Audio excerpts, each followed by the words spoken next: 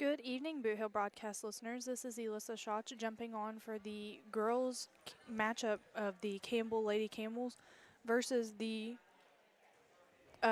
Scott County Central Lady Braves. We are jumping on here at the second quarter. We had a bit of a little bit of a delay today. And we are now joining you for the second quarter of this game. Beginning in the first quarter, we have the Camels up 20-16 over the Scott County Central Bravettes.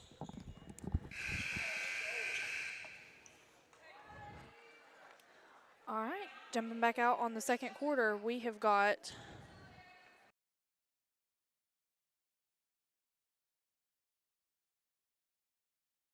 Bledsoe bringing the ball down to Townsend.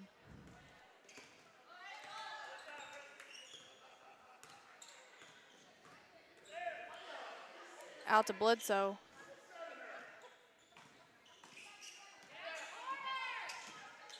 Bledsoe looking to move the ball. It's going to get tipped away to her, going back to Durham. Bledsoe back with the ball to Durham. Over to Townsend. Townsend swinging it to the other side. She's going to look at Tate. Tate for three. It's going to be no good. The Bravettes with the rebound. Number one. It's going to be Gluck coming down the ball, and she's going to be fouled by number 25, Gabby Townsend. It's going to be Townsend's first. Actually, that foul belonged to Lainey Bledsoe, and that is also going to be Lainey Bledsoe's first.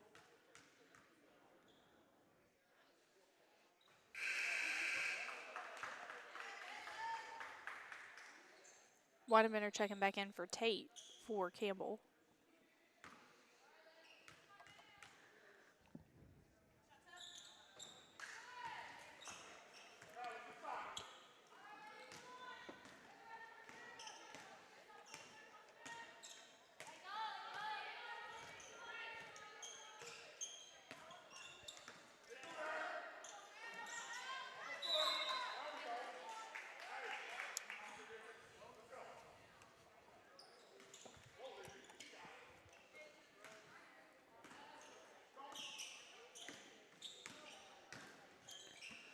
Scott County Central bringing the ball down the floor. They're looking for some movement here.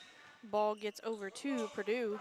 Back to Gluck. Gluck going up for two. She's going to be no good. Durham with the rebound for Campbell. Over to Townsend. Townsend bringing the ball down the floor. She's going to go up for two, and she's going to be fouled.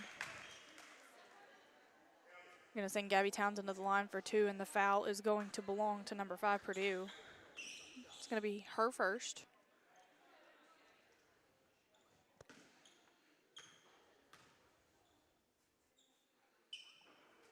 First is going to be no good for Townsend. Serrano and Robertson checking in.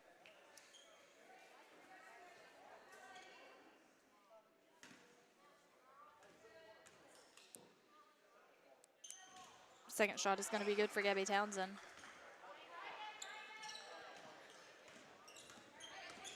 Gluck bringing the ball down the floor for the Bravettes. She's going to stop for a short shot, and she's going to be fouled by Durham.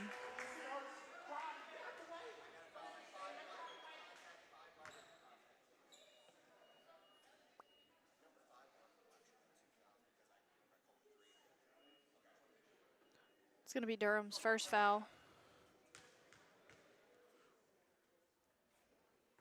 Gluck misses the first.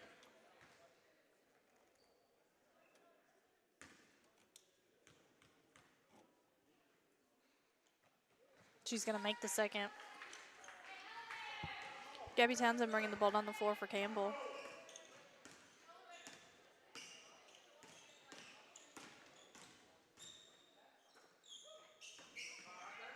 It's going to be Lainey Bledsoe with the three. It's going to be no good, but the ball's going to get away, and she's going to go back and get it to another player who is going to come away with it for the Bravettes.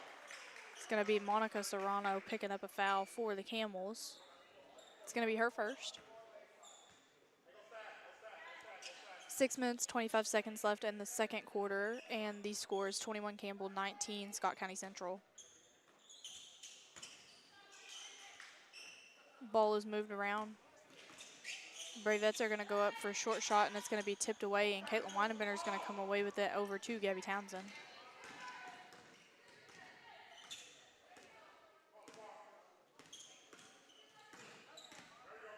Caitlin Weinenbender for 3 for Campbell. It's going to be no good, but Bledsoe's going to get the rebound out to Townsend. Townsend's going to back up, move the ball.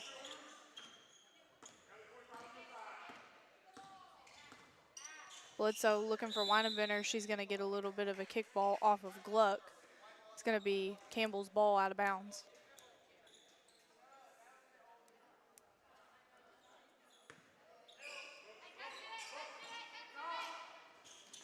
Ball is inbounded to Townsend. She's looking to drive.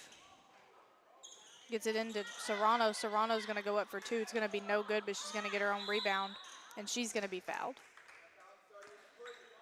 Foul's going to belong to number 30, which is Robertson. Who's on the floor. Camels are going to inbound it underneath their basket.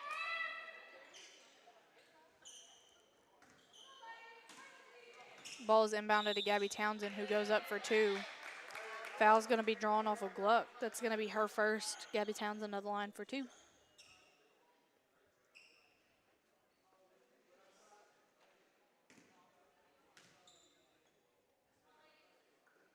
First is going to be no good for Townsend.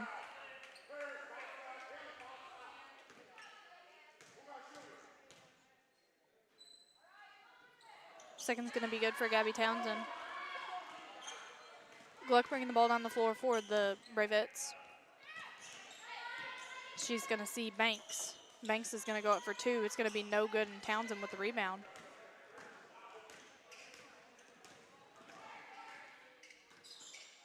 Townsend looking to let the Camels set up a play, and she's going to get it to Weinenbender for 3. It's going to be no good, and the Bravettes are going to come away with the rebound.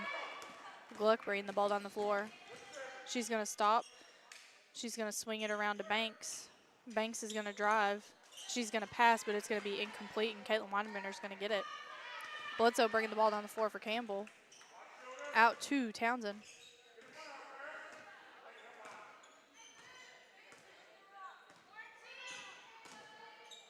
Gabby Townsend with the shot just under the 3, and it's going to be good. That's Gabby Townsend for 2.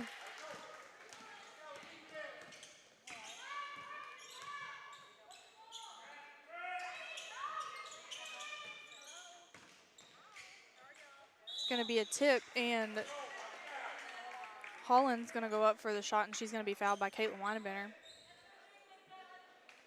It's going to be her second.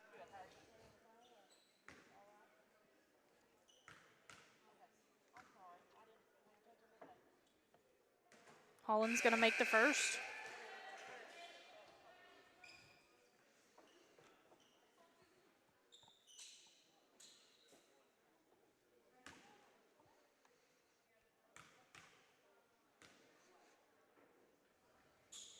She's also going to make the second. Townsend bringing the ball down the floor for Campbell. 4.5 minutes left in the first half. 24 Campbell, 21 Scott County Central.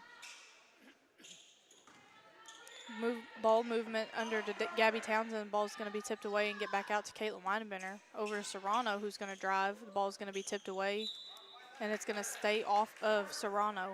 It's going to go to the Bravettes.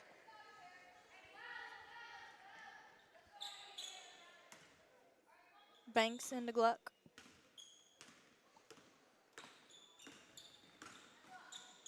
Ball is hit out into the corner for a 3. It's going to be no good. Shot was taken by Britt. Serrano with the rebound for Campbell. Townsend going up for 2. She's going to get it, and she's going to be fouled. That's Gabby Townsend for 2, and she's going to go to the line to make it a 3-point play. The foul belonged to Banks. It's going to be her first.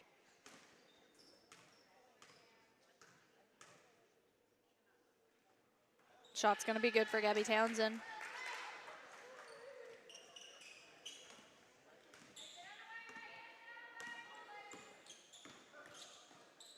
Banks looking at the 3. She's going to drive in, shorter shot. It's going to be no good. Abby Correa with the rebound for Campbell, out to Townsend, who's going to bring the ball down the floor.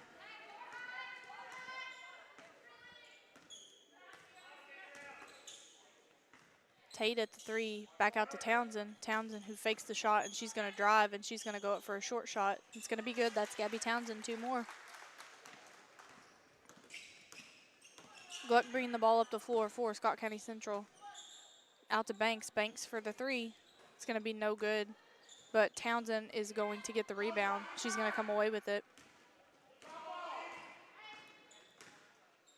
Looks at Tate. Tate back out to Townsend.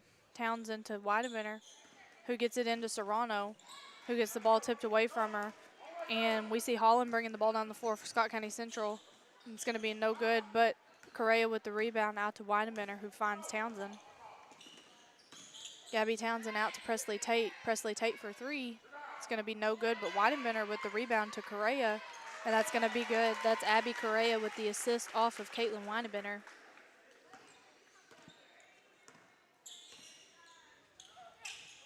Banks bringing the ball up, and she's going to be fouled by Tate. It's going to be Presley's first. Couple subs for both teams. See Weidemanner coming out for Weidemanner and Townsend coming out for Campbell, but we are now in bonus shots, sending Banks to the line for two.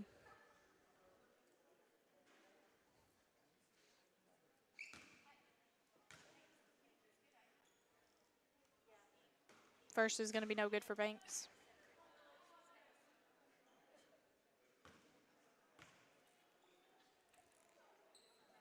Second's going to be good for Banks. Ball's inbounded. Maylee Durham bringing it down for Campbell. Into Correa. Correa looks back out to Serrano, who gets it tipped away, but she's going to find it. Out to Tate. Durham is going to go after it. There was a tip on it, so we're bringing it back across the half over to Bledsoe. Bledsoe into Correa, who's going to take it up for two. It's going to be no good, and Banks is going to end up with the rebound for Scott County Central. Banks bringing the ball up the floor. It's going to be a little bit of a loose ball. Holland with the shot. It's going to be no good.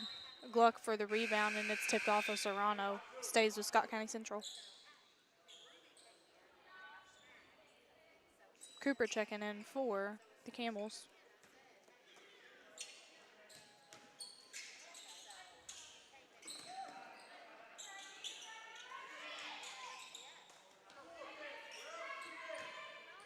It's going to be Holland for two. It's going to be no good, and Bledsoe's going to come away with the rebound off the shot.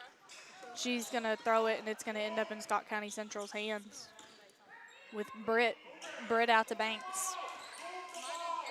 Over to Holland. Holland to Gluck. Gluck looks at the three. She's going to get it tipped off, and there's going to be a foul on number 14, Abby Correa. It's going to be her first. It's going to send Gluck to the line for two.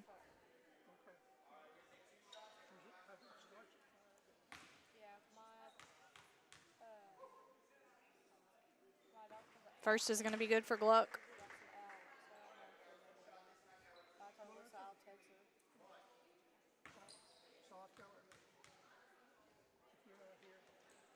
Second's going to be no good, and Durham's going to end up with the rebound for Campbell. Back into Durham. Durham for two is going to be no good, but Cooper and Correa tie it up, and Correa comes away with it to put it back up for two. That's Abby Correa. Just over a minute left in the second quarter. Banks for three. It's going to be no good, and Presley Tate's going to end up with the rebound. She's going to get it to Bledsoe. Bledsoe looks to drive, and she's going to be kept out of bounds. Back into Correa. Correa for two. It's going to be no good, and Britt's going to come away with the rebound. Over to Holland. Holland to Gluck. Gluck finding Banks. Back out to Gluck, who's going to find Britt at the three. Thinks about it, and she's going to move. Holland coming around back to Gluck. Gluck finding Banks. Banks, who's going to drive for the two, and it's going to be no good, and Correa's going to end up with the rebound for Campbell. There's going to be a carry by Durham. Ball's turned over to Scott County Central. 25 seconds left in the first half. 33 Campbell, 23 Scott County Central.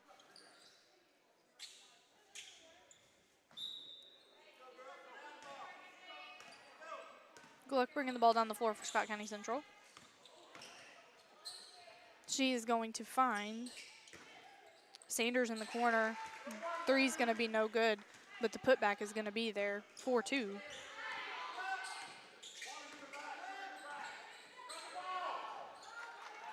Holland coming away with the steal. She's going to get it for 2.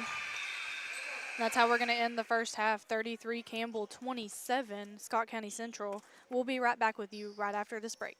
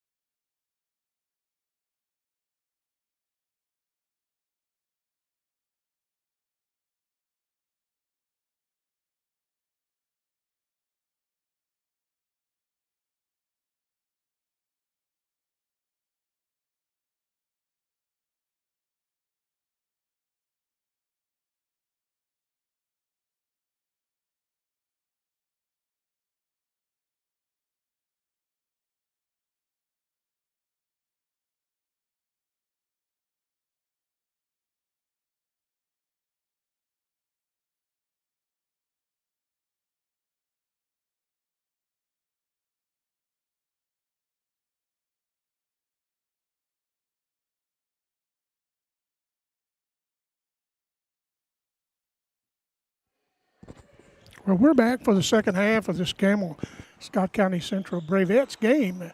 Score is 33 Campbell and 27 for Scott County Central. We appreciate you tuning in. We will get to these sponsors in a little bit. Our girls are on the way back up here, and we want to thank you. Stay tuned. We got two boys games after this. The junior varsity and the varsity against East are in East Prairie. So stay tuned, and we'll be back in a moment.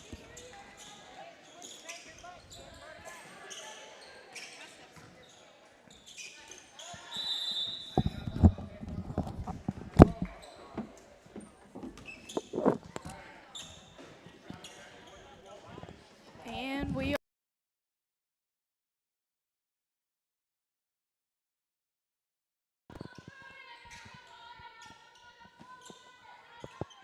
Serrano looking into Durham. It's going to get tipped away from Durham. There's going to be a double dribble called on Holland.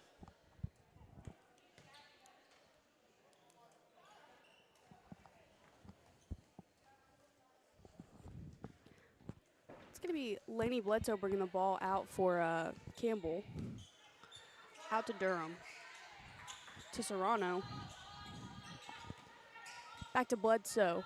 Bledsoe looking at Gabby Townsend there on the outside of the three.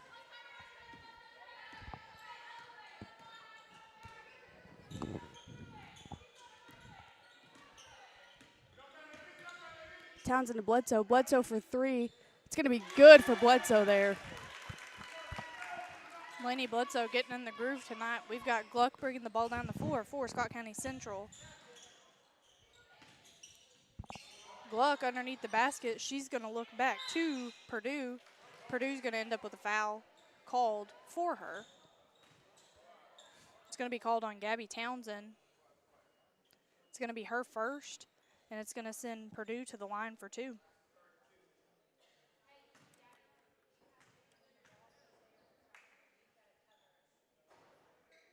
First is going to be no good.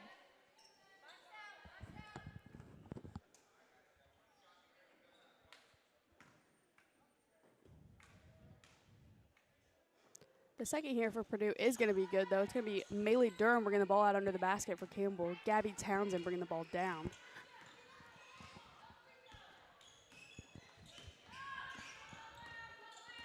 Townsend to Bledsoe.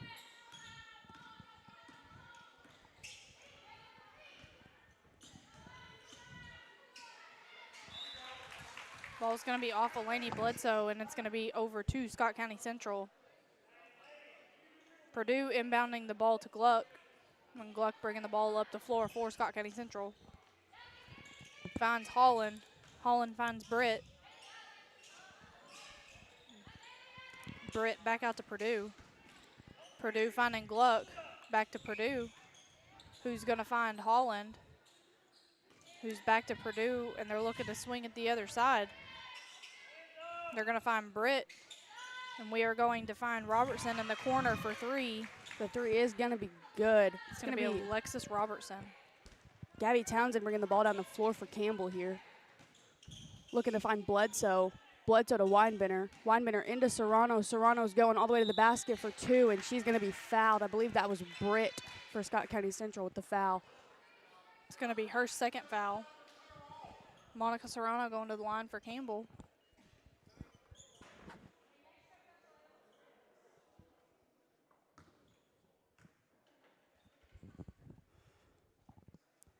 First one's going to be good there for Serrano.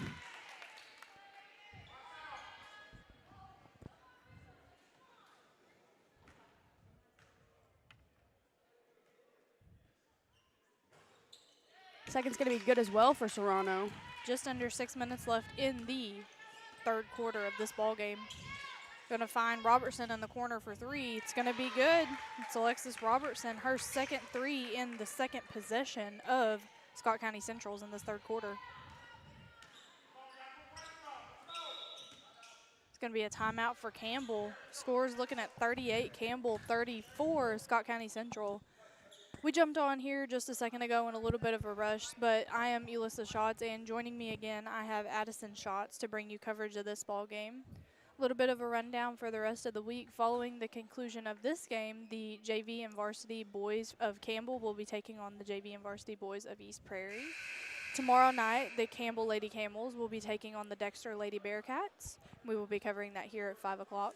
And then on Thursday, we will be returning back here to Campbell at 4:30, where the Lady Camels will be taking on New Madrid County Central. And the Camels will be taking on the Bernie Mules at 6 and 7:30. So that's kind of the rundown on Boot Hill Broadcasting this week. We would love for you to join us for the rest of those games this week. We're going to find Weidenbender in the corner for 3 for Campbell. It's going to be no good, and that's going to be Robertson with the ball, but it's going to get back to Bledsoe with a short shot, and that's going to be Laney Bledsoe for 2. Gluck bringing the ball down the floor for Scott County Central.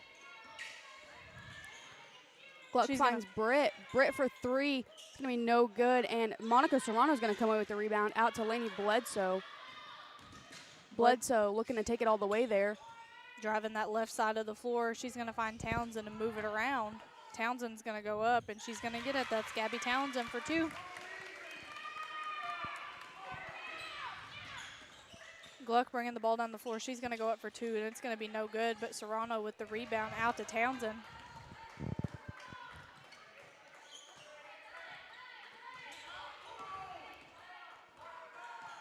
Townsend to Serrano. Serrano out to Weinbender. Weinbender looking to swing it around the other side. Back to Serrano on the inside there. Monica Serrano for 2. It's going to be no good. She's going to get her own rebound and going to go back up. She's going to get the foul there. I believe that foul was on. It's going to be Purdue. It's going to be her 3rd. It's going to send Monica Serrano to the line for 2 more.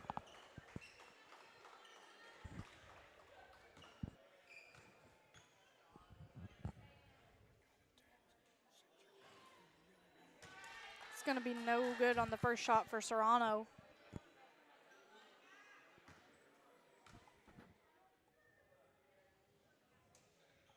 Second is going to be good for Serrano. That's Monica Serrano of the Camels. There's going to be a line crossed by Purdue, and it's going to be a turnover underneath the Campbell's basket.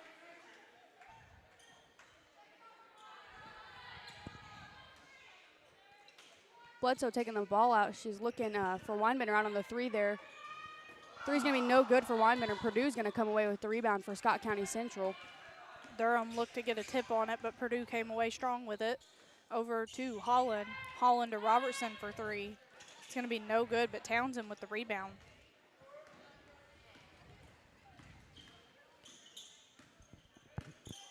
Townsend to Durham. Durham to Weinbender. Weinbender back to Townsend. Townsend to Durham. Durham to Serrano. Serrano into Weinbender for 2, and it's going to be tipped away by Purdue there. And she's going to find Gluck. Gluck bringing the ball down the floor all the way for Scott County Central. She finds Holland, and Holland for 2. Just under 4 minutes left in the 3rd quarter. 43 Campbell, 36 Scott County Central. Gabby Townsend with the ball finds Serrano. It's going to be a long pass to Caitlin Weinbender. It's just not going to meet. It's going to be a turnover for Campbell there. Tate checking back in for Campbell.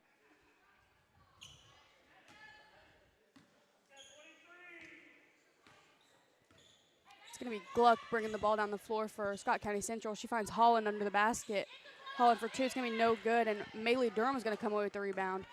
Maylee Durham to Townsend. Townsend looking to bring the ball down the floor, and Hollins is going to get the tip on it. Holland looks up to Gluck. Gluck, who's going to bounce it off of her foot, and it's going to go to Campbell.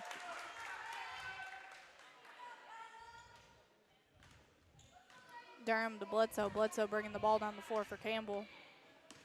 Looking at Weidenbender. Weidenbender looks on the inside to Bledsoe, who's going to look out to Townsend for the short shot. It's going to be Gabby Townsend for 2.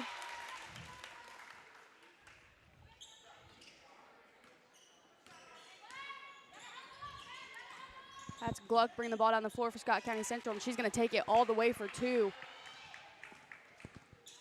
Gabby Townsend bringing the ball down the floor for Campbell. Finds Weinbender. Weinbender back to Townsend. Townsend for 2. It's going to be no good. Britt's going to come away with the rebound for Scott County Central. Finds Holland, finds Gluck. Gluck's going to bring the ball down the floor. Gluck looking to drive. She finds Holland. Holland is going to get fouled. Foul's going to belong to Presley Tate. It's going to be her second. Checking back in for the Lady Camels here is going to be Abby Correa and Kinley Cooper checking in for Maylee Durham and Presley Tate. Gluck inbounding the ball for Scott County Central. Into Robertson. Robertson who finds Holland, and Holland who finds Gluck underneath the basket, but Caitlin Weinebender is going to pick up the foul on that shot and send Gluck to the line for 2. It's going to be Weidebender's third.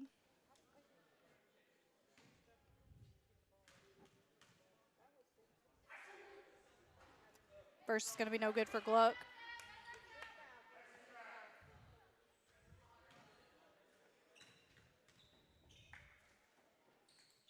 Second's going to be no good for Gluck as well. Cooper with the rebound, and it's going to get tipped away by Holland, and she's going to pick it up. Back to Gluck. Gluck just under the 3 is going to find Britt, but the pass is going to be incomplete. Back out to Holland. Holland who finds Britt again. Britt finds Holland. Holland to Robertson. Robertson to Gluck, who's going to shoot just short of the 3. It's going to be no good, but she's going to get her own rebound to Purdue, and Purdue to Britt for 2. It's going to be no good. Caitlin Weinebender with the rebound out to Laney Bledsoe. Gabby Townsend for the 3 is going to be no good. She's going to tip the rebound, and it's going to be off of Robertson. It's going to stay with Campbell underneath their basket.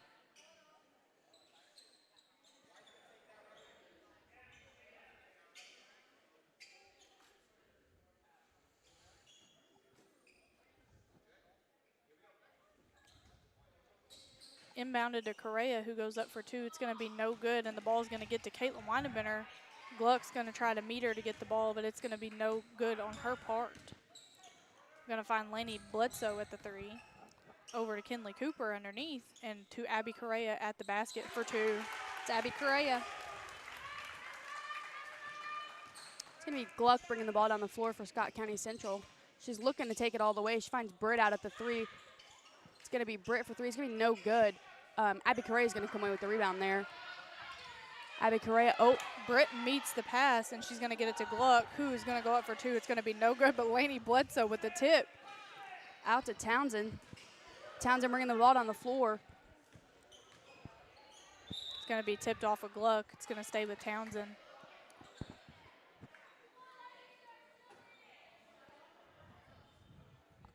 .53 seconds left in the third quarter. 47 Campbell, 38 Scott County Central. It's going to be Maylee Durham checking in the ball game for the Campbell Lady Camels, checking in for Caitlin Weinebender. A game that could go either way for both teams. Laney Hard-fought Bledsoe. game so far. Finds Townsend.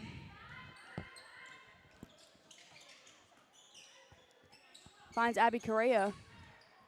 Back to Townsend. Townsend looking to drive. She's going to take the shot just below the 3. It's going to be good for Gabby Townsend. Gluck bringing the ball down the floor for Scott County Central. She's going to find Robertson at the 3. It's going to be no good. Laney Bledsoe is going to tie it up with Holland, and I believe that it is going to go with Campbell. 16 seconds left in the third quarter.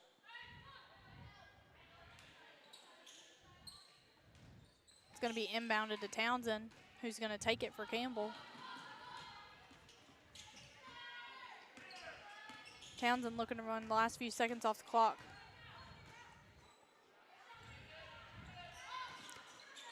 Gluck with the ball, and that's how we're going to end the third quarter.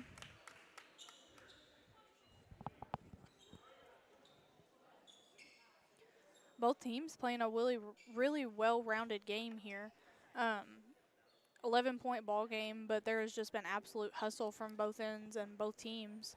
Seeing not anybody in a tremendous amount of foul trouble, one player from each team with 3 fouls, some good, well-rounded scoring around the board. We're seeing a pretty good ball game here at Campbell tonight, Addie. I agree.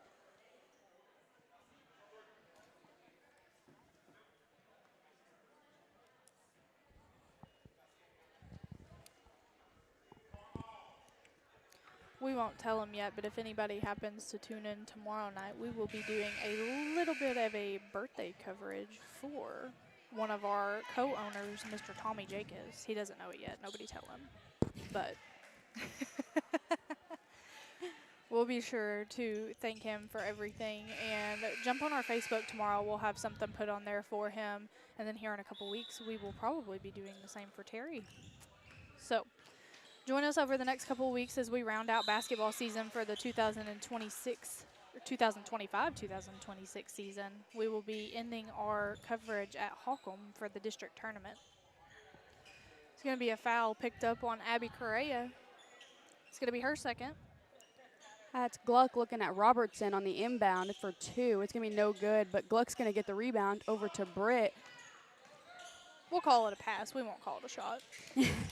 Finds Holland. Holland finding Purdue, who's going to drive the middle, and she's going to get it. It's going to be Purdue. Could have got a little bit of a rhyming action there. Purdue for 2. Finds Tate at the 3. It's going to be no good, but Townsend finds the rebound off of Tate. It's going to be no good as well. Robertson over to Gluck. Gluck bringing the ball down the floor. She's looking to take it all the way. She finds Holland down under the basket. Holland's going to be no good on that shot. Gluck and Townsend tying it up. It's going to go to Campbell. Serrano checking in for Correa.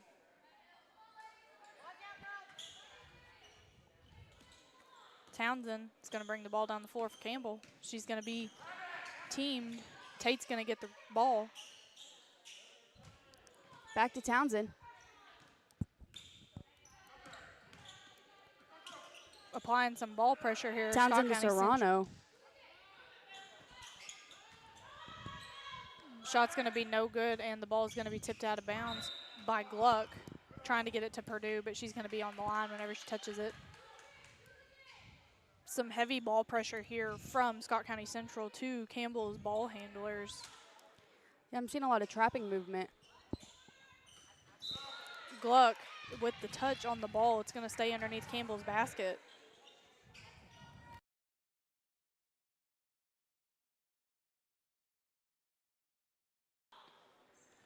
Townsend's going to get the ball tipped away by Gluck. It's going to find Maylee Durham. Maylee Durham back to Townsend for 2, and she's going to get it. On the move, that was Gabby Townsend going up. That's Gluck bringing the ball down the floor for Scott County Central. She's going to find Purdue. Purdue for 3. It's going to be no good, but Robertson gets the rebound, and she's going to tie it up with Serrano. It's going to stay underneath with Scott County Central.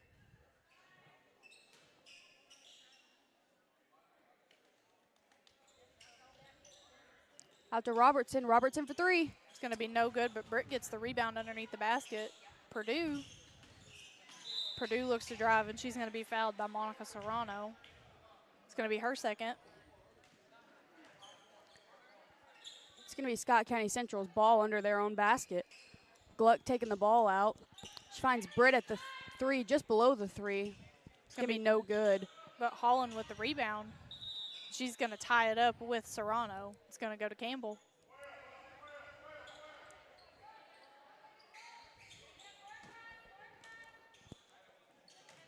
Ball's inbounded to Bledsoe. Scott County Central with the full court defense here. It's going to be knocked out of bounds off of Holland. Oh, it's going to be knocked out of bounds off of Laney Bledsoe. It's going to go to Scott County Central.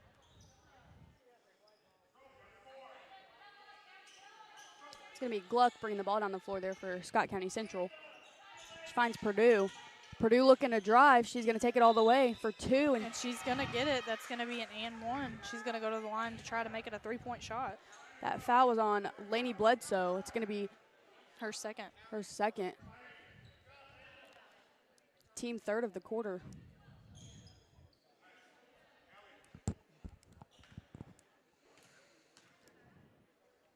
That first free throw by Purdue is going to be no good. Oh, it was an and 1. I forgot. Monica Serrano with the rebound over to Maylee Durham. It's going to be tipped away by Scott County Central and tipped back away by Gabby Townsend, looking to take it all the way there. Shot's going to be no good, but it's going to end up in Purdue's hands going the other way. She's going to take it all the way. She's going to go up for 2. That's going to be Purdue. Laney Bledsoe bringing the ball down the floor, but there's going to be a timeout called for Campbell. Scott County Central really bringing that full court defense and putting a little bit of pressure on Campbell. 5 minutes and 30 seconds left in the ball game. 51 Campbell, 44 Scott County Central. They're slowly climbing their way back up to them. Yes, they are.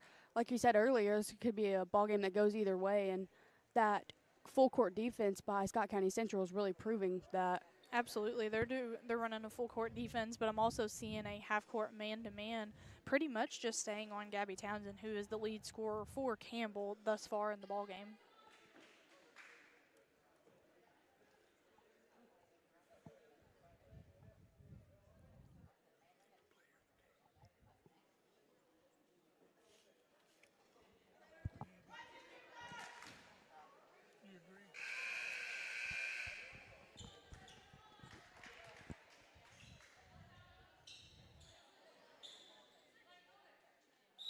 Stepping back out, we've got the ball being inbounded by Durham. Durham's going to find Bledsoe, who's going to drive around Robertson. Bledsoe looking to take it all the way for two. It's going to be no good. Holland with the rebound. Holland to Gluck. Gluck bringing the ball down the floor for Scott County Central, and she finds Britt on the other side under the basket, and it's going to be good for her. Britt for two. Gabby Townsend's going to end up with the ball, and she's going to dribble past that second half of the defense. They're going to make her stay that left side. They're really taking away her dominant side, which is really helpful for Scott County Central. Ball is going to be out of bounds off of Gluck. Scott County Central really stepping out here, but knowing the weaknesses for Campbell. They know that Gabby Townsend's really a right side dominant driver, and they're taking that away from her. They're taking away that left side for Laney Bledsoe, who's a left side dominant driver. They're playing a very aggressive defense, ball defense here. Yes, they are. Gabby picking up the ball. She's going to look to find Durham. Durham's going to find Bledsoe. Bledsoe's with the short shot. It's going to be no good, but it's going to be tipped out by Robertson. Robertson's going to find Holland. Holland's going to go up for two. She's going to be fouled by Gabby Townsend, and it's going to be an and one. It's going to be Holland going to the line to try to make this a three-point play. Gabby Townsend's second foul. Campbell's fourth in the quarter, going to send Scott County Central to the line every time.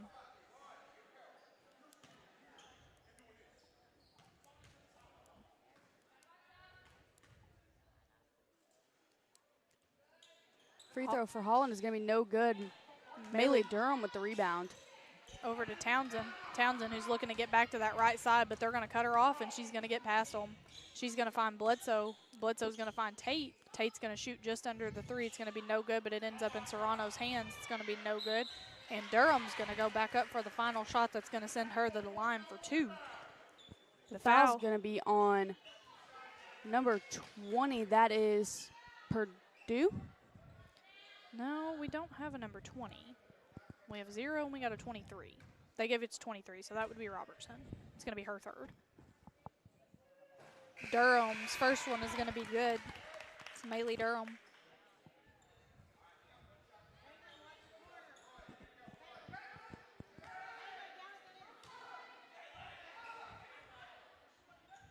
Second's going to be good for Durham. 2 points on the board, 4.5 minutes left. 53 Campbell, 48 Scott County Central. Ball finds Britt and finds Robertson in the corner for three. It's going to be no good, and it's going to end up in Serrano's hands, finding Townsend. Townsend looking to get back to that left side. Man, that defense is just on her up there on the other side of the half-court line. She finds Serrano. Serrano for two. It's going to be no good. She's going to get her own rebound and go back up. Ball's going to end up in Durham's hands going back up for two, and that's going to be good for Maylee Durham. That was a beautiful, beautiful shot by Maylee Durham going back up on that rebound. Yes, it was. That's Purdue for two is going to be no good, but Bledsoe's going to end up with the rebound. Bledsoe really pushing past that defense there on her left side. Over to Weidenbender for two. It's going to be good. That's Caitlin Weidenbender. Campbell Sr. finding it. Campbell pushing forward here. Bledsoe with the tip on the ball is going to pick up a foul. Well thought out. A little bit of a slower execution than what Gluck was bringing forward, and it's going to send Gluck to the line for two. Can't knock Bledsoe for going after something like that. It was there in front of her, and she really went after it. It was just a little bit of an off timing there. going to be Bledsoe's third. Team fifth. That's going to send Scott County Central to the line every foul for Still the got three and remainder. 3.5 minutes left in the ball game. Gluck makes the first. Gluck also makes the second. Puts Scott County Central up to 50. Campbell 57. Ball is going to get away from Maylee Durham on the inbound. It's going to stay with Scott County Central.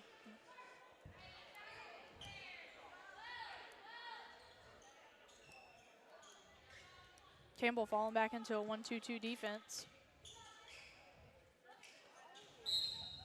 Ball's inbounded and bounced off of Holland.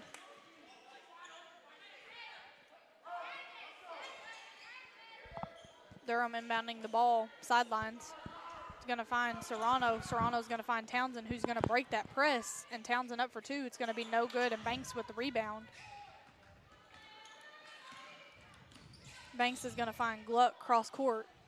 Gluck for Robertson. Robertson for three. It's going to be no good, but Banks with the rebound. That's going to be tipped by Laney Bledsoe and stay with Scott County Central.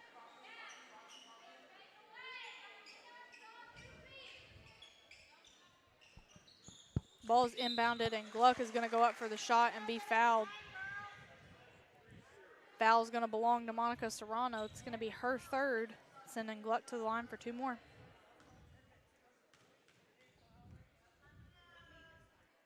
First is going to be no good.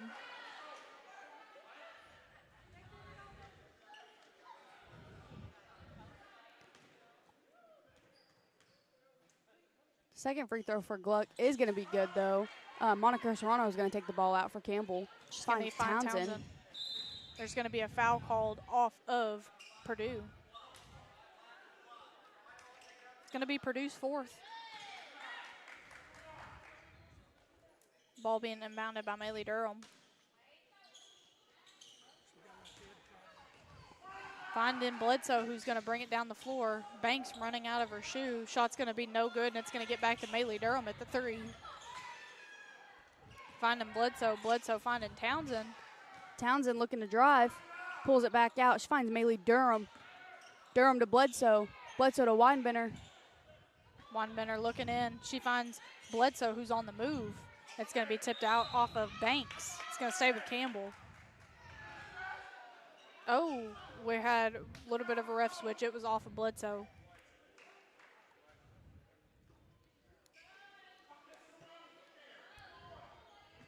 Two and a half minutes left, 57 Campbell, 51 Scott County Central.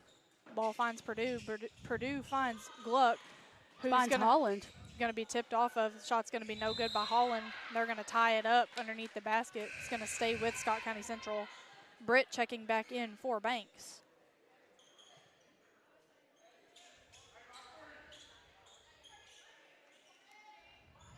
Ball's inbounded to Purdue.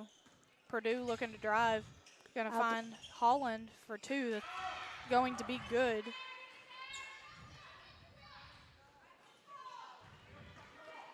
Townsend to Durham. Durham looking to take it all the way. It's going to be no good. Robertson with the rebound. Robertson to Holland. Bledsoe trying to get in there to get that quick tip, but she wasn't able to make it. Purdue to Gluck. Gluck for three is no good. She's going to go after it, and she's going to pick up a foul. It's going to be her second.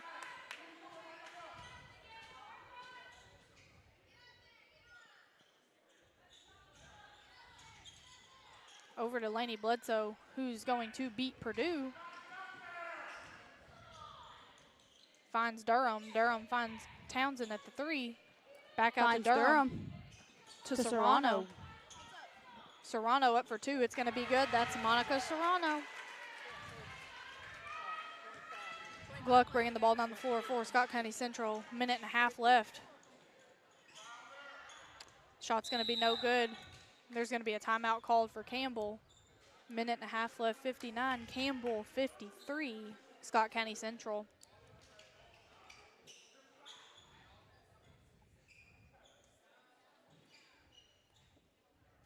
Scott County Central within the next minute and a half really having the opportunity to come back and catch Campbell. Campbell picking up the momentum just a little bit, but Scott County Central giving it right back to him, back and forth, back and forth. So we will see how the next minute and a half plays out. Little bit of a record. This game is a same game record for both of the teams. Both teams 8-10 on the season. One of them will be leaving 9-10, and one of them will be leaving 8-11.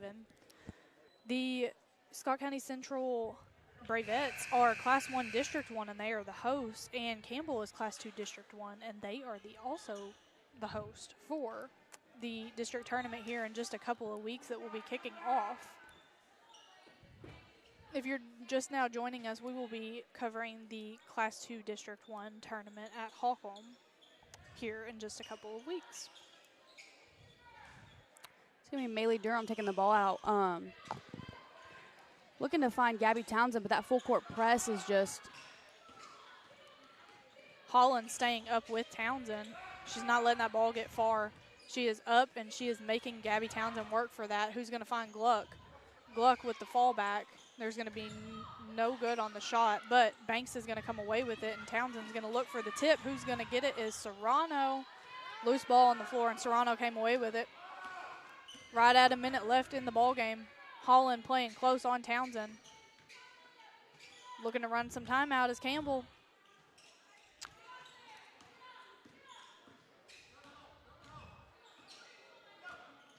Laney Bledsoe is going to get fouled. Foul is going to belong to number 24. That's going to be Banks. Her second. No shot. Ball is going to be inbounded underneath Campbell's basket. 46.6 seconds left in the ball game. Ball is going to be kicked off of Banks' leg.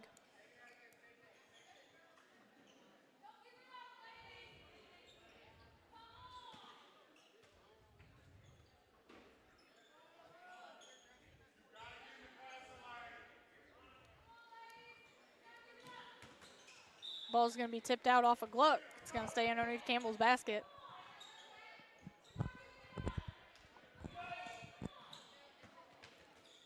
Inbounded to Townsend. Townsend for two.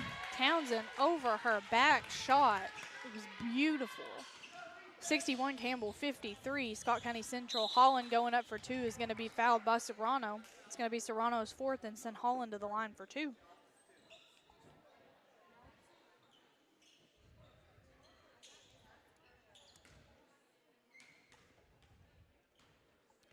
First free throw for Holland is going to be good.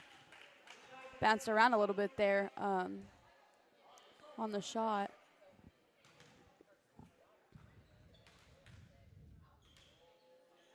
Second free throw for Holland is going to be no good. Monica Serrano is going to come away with the rebound over to Townsend. Townsend looking to take it. Back to Serrano. Serrano to Bledsoe. Bledsoe is going to get the ball tipped by Gluck. She's trying to get around her, and she's going to end up bouncing it off of Gluck. It's going to stay with Campbell.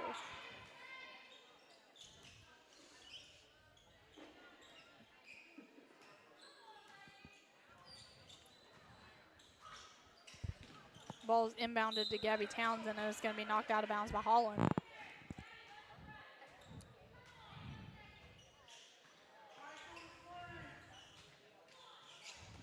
Ball's inbounded to Maylee Durham. There's going to be a backcourt called.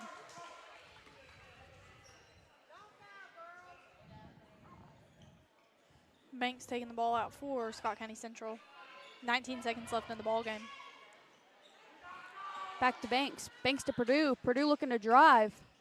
Ball is going to be touched by Laney Bledsoe and keep her from taking the shot.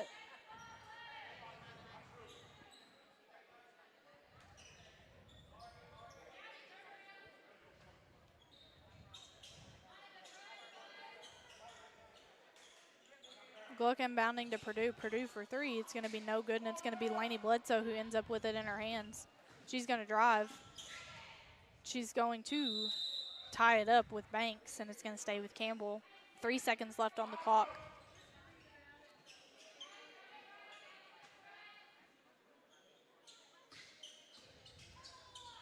It's going to be inbounded to Serrano, and that's how we're going to end the ball game.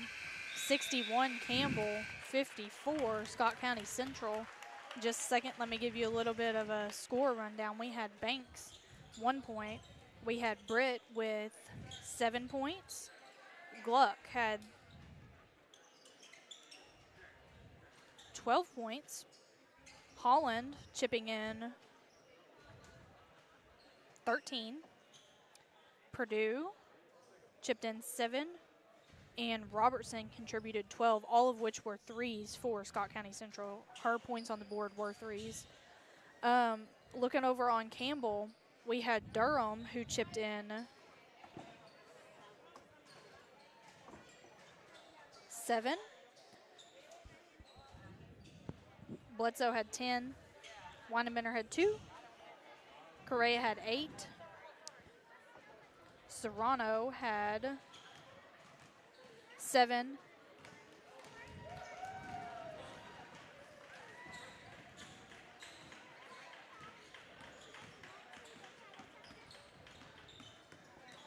And Gabby Townsend, who is also the Boot Hill Broadcasting Player of the Game, chipped in 27 points, which rounded out our score of 61-54.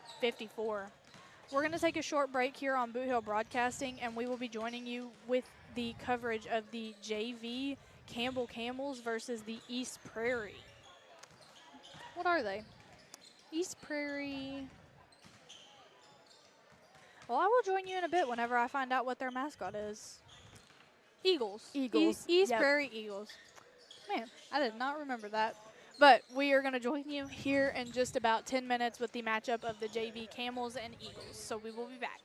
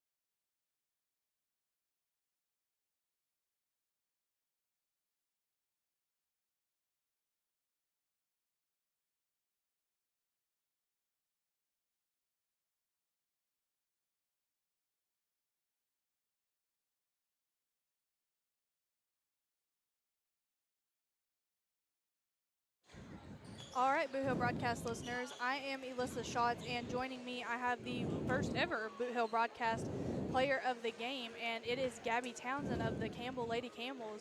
Gabby, you just played a spectacular game. You had 27 points on the board, too many assists for me to count, and you just played an absolutely amazing game. How do you feel? I feel good. Good. Well, we have been following you just a little bit this year and some last year, and you are just an absolutely huge part of Campbell's team. I know you're a sophomore, so you've still got just a couple more years to go. As far as your team in the next couple of years, what are you looking forward to? I really hope to win districts and show everybody that we're not underdogs. Absolutely. That is always an awesome goal to have. Going into districts here in a couple of weeks, I know that Campbell is hosting. Have you guys had a seed meeting? Are you seeded yet? I don't think so, actually. So here in the next couple of weeks, we'll find out where the Campbell girls are going to be seated in the Class 2 District 1 tournament taking place at Campbell. Well, Gabby, is there anything you'd like to say to anybody that's listening, maybe somebody that's not here tonight? If my dad's watching, I know he's going to tell me about this game after, and I know I didn't rebound, so let's not say nothing after this. And just come support us any game you can. We all appreciate it when y'all come and support us. Absolutely. Well, Gabby, I think that you are covered on the rebounds because you had many other boards on there. So we thank you for coming up to talk to us, and congratulations and good luck. Thank you.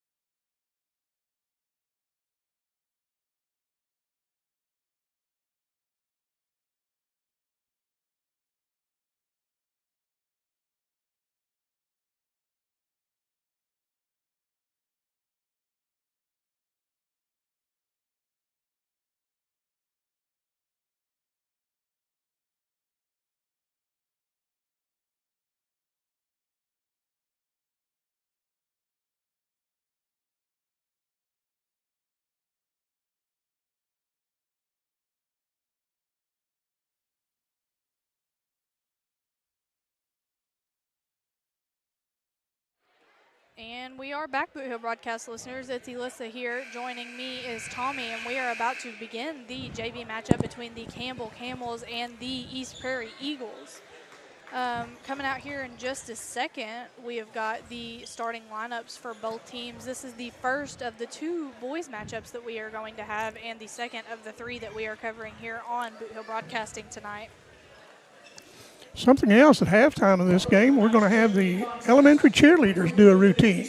Absolutely. It's going to be the little cheerleaders taking the floor tonight with the Campbell High School cheerleaders. So stick around here. We'll keep that rolling, and we'll broadcast that for you as well. Manning gets a start tonight. Number 1, number 11 is Olin. Number 15 is Miller. Number 33 is Bowman. And number 20. Brennan, I'm sorry, and number 20. I'm sorry I missed that. And I don't have a number 20 on here. Well, we have got number 3, Lawson Bledsoe. Number 4, Rhett Carr. Number 22, Drew Weidenbender. Number 11, Jackson Hobbs. And number 35, Jace Bowman. That is going to be the starting lineup for the Campbell Camels here tonight. We'll try to get you the number 20's name. It'll probably be at the end of the half, but we'll try to get it for you.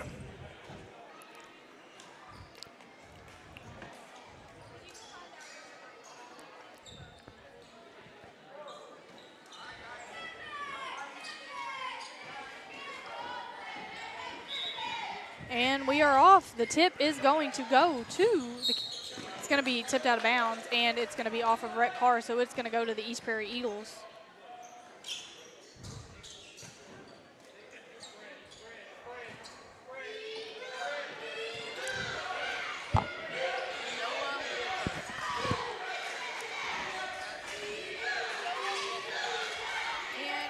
We just got a name. It's going to be Noah Wolford for East Prairie. He's going to be one of the starting 5, and he is also the last one to just touch that ball that went out of bounds. It's going to be turned over to Campbell.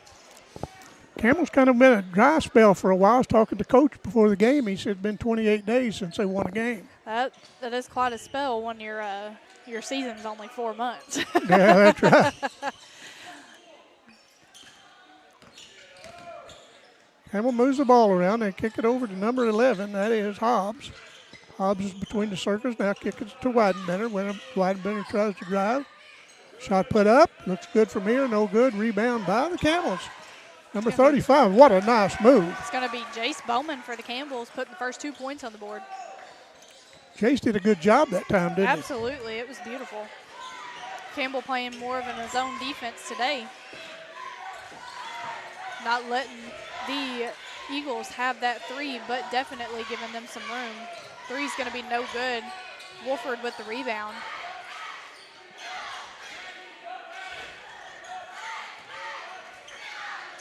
Looks like they're having a little trouble adjusting to this zone defense. The defense looks very nice. Just as I say that, number 20 buries the 3. It's going to be Wolford for 3 for the Eagles. East Prairie's a team we don't see much of. Absolutely. Little bit of a distance here from Campbell, but it is always on Campbell's roster. Years ago, when we were doing Malden football, it was always a rivalry with East Prairie. And East Prairie was always really good. And Malden wasn't so good, but they were good enough to hang with them. East Prairie has the ball, kicks it over to Wolford the corner. He just hit a 3. Now he kicks it back outside to 15. That's Miller. And they swing it around now back across court to Miller. And Wolford said, I'll take another one. He missed that, and Bledsoe comes down with it. Bledsoe's going to run up the floor with it, and he's going to end up getting it tipped away. Ball's going to find East Prairie underneath their goal before a foul to send them to the line for 2. Foul's going to belong to number 22, Drew Weidenbender. It's going to be his first and team's first of the quarter. Lexon Manning will be going to the line. Tyler Trover, one of the officials, the other, and then Jones down there, and I don't know the young man across way. I am not totally sure, but he is a familiar face we've seen at the last few games. He just covered the girls' matchup. Yeah, that's right. And I didn't know. Second free throw is going to be good. Weidenbender has it. He's trapped. Nice move to get out of it. He drives to the left side. Now looks around, kicks the Bledsoe. Now down in the corner. There's a 3-pointer put up by Campbell. No good, but Weidenbender how to get the rebound up and in. It's going to be Drew Weidenbender.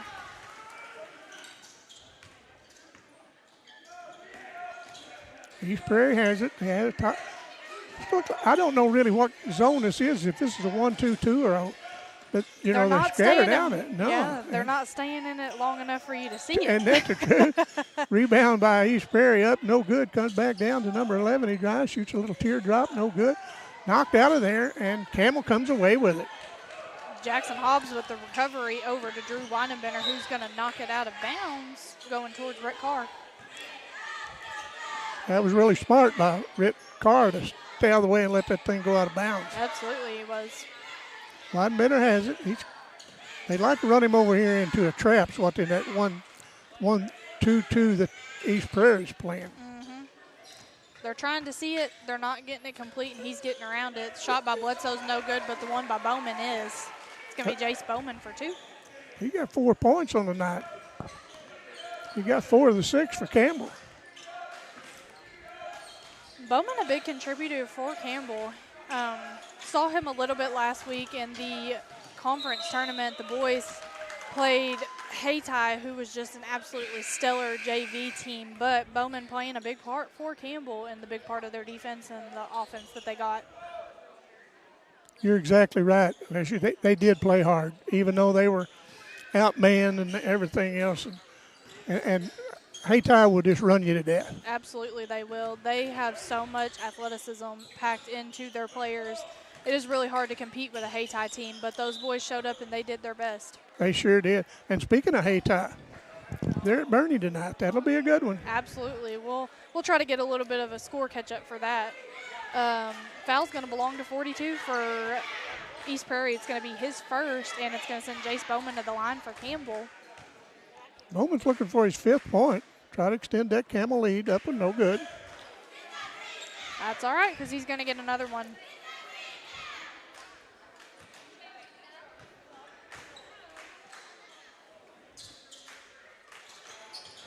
Second one's also going to be no good, and East Prairie with the rebound on it.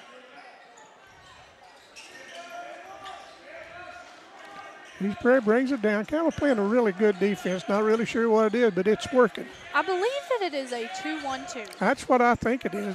But like you said, they don't stay in it long enough to. No, they're definitely meeting them right at the 3. They're making sure that that East Prairie offense is spread out. That's right. Finding Rhett Carr in the corner. Rhett Carr is going to find Weinenbender. Back to Carr. Carr's going to find Bowman, but not before he's fouled.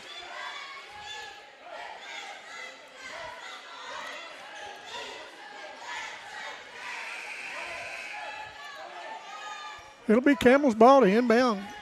Not under their own basket, but right to the side of their basket. Ball's going to be inbounded to Bledsoe. Bledsoe's going to go up for 2. It's going to be no good, and East Prairie with the rebound.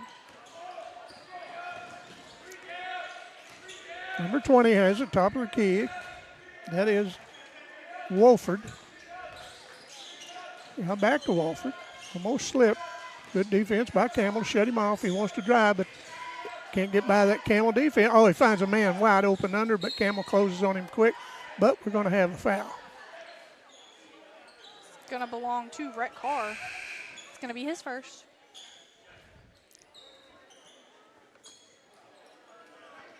Hobbs checking out, and here comes my man Caden Cobb into the ball game. Cobb and Huber also came in for Bowman and Hobbs.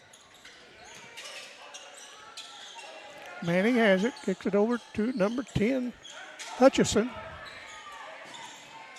Skips it all the way over. There's a long three-pointer in and out, and well, I thought it was going to fall back in there. Cobb was battling for the rebound, and I think it went off Cobb. Yes, it did.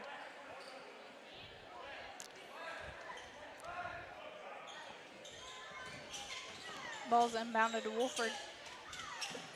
Three-pointer by, oh, no good, and that's all hustles for it, and it's going to be staying with East Prairie. Bledsoe going after it, couldn't quite beat him to it.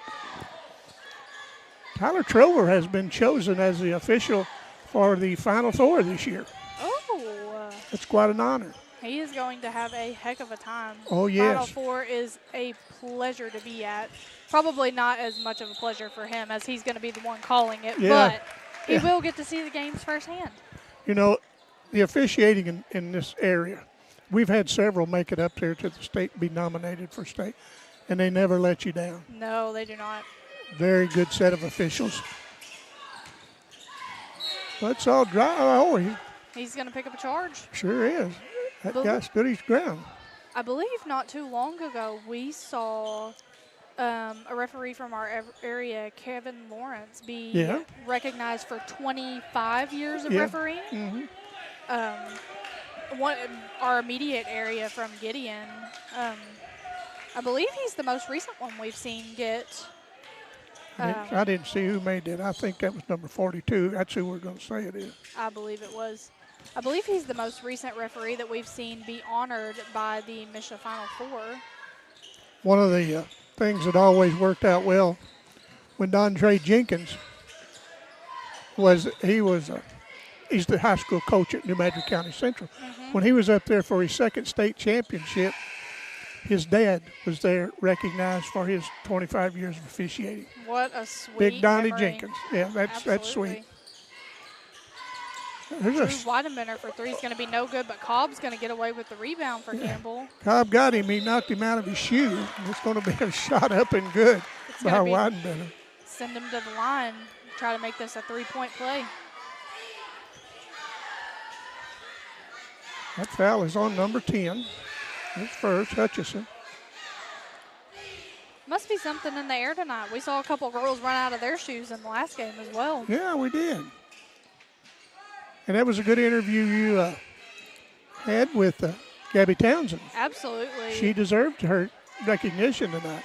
If you're just now tuning in, we saw Gabby Townsend put 27 points up on the board earlier in her matchup versus Scott County Central, along with the rest of her Lady Camels, she said something, Tommy, that's just kind of sticking with me. She told me that her plan over the next 2 years is she wants to see Campbell win a district championship, and that would be absolutely amazing. The last time Campbell's girls have seen a district championship win has been in 2006, and it is Campbell's first and only win for the girls. That is great, and that's great that she's got that thought in her head. Huber has it. Kicks it to Weidenbender. Weidenbender drives the lane, cut off, kicked out to the left. Cobb's out on the left wing, calling for the ball. Now they get it to Cobb. I thought he would shoot it, but he drives, kicks off to number 11, Hobbs. Weidenbender down in the corner. Now they kick it around, and they throw it away, and East Prairie dives on it, and they come up with it. Good hustle by that young man. I believe that's number 1, Manning. Absolutely. Wolford kicked it down to number 42, and I believe he lost it off his. I don't know. Good defense by Cobb to create that turnover. Cobb always tells me, if I hit a 3, I want to hear that. Cobb, ooh.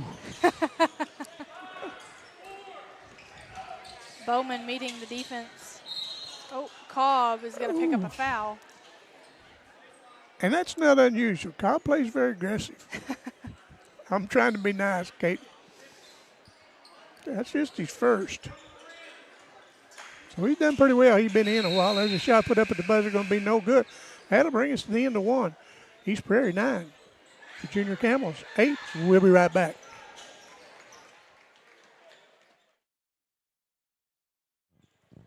Taking the floor are the East Prairie Eagles cheer team.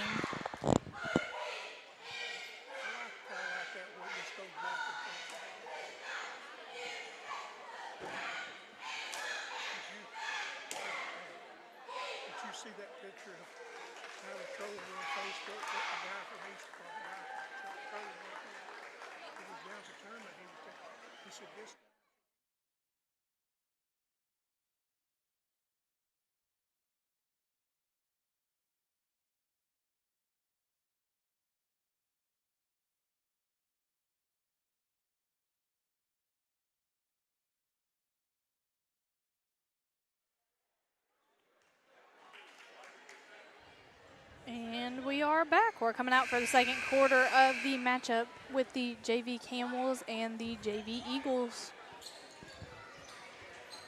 Listen, I see our elementary cheerleaders taking their seats up in the stands. Oh, yeah, they are coming in, and they are excited. I they are know. so ready to take the floor here in just a few minutes. And we're excited to be taking it to them. Absolutely. It's going to be a turnover for Campbell. Number 15 takes it down. Good body fake up, and he missed a shot to come down to the Camels as the Camels take it across. Number 35, Bowman. Bowman's turned in to be a pretty good player. Absolutely, he is. There's a drive down the baseline, kicks it over to Carr. Carr's cut off, gets it to Hoover now. Let's go for 3. It's going to be no good, but it is going to come away to East Prairie where Rhett Carr is going to meet the pass. He's going to get a steal. It's going to find Huber for 2. Good. It's going to be Clay Huber. Good move by Huber.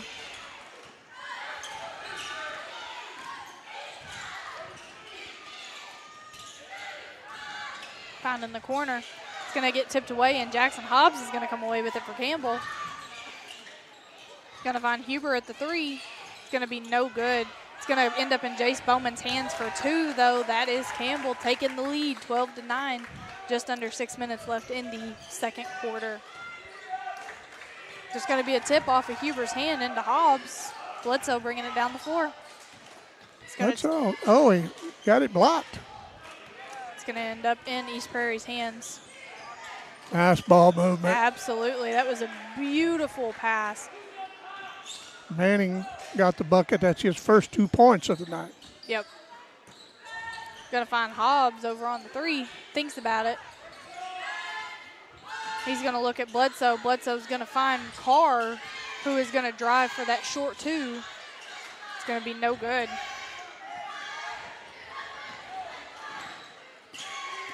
Number 14 brings it down. That's another Wolford.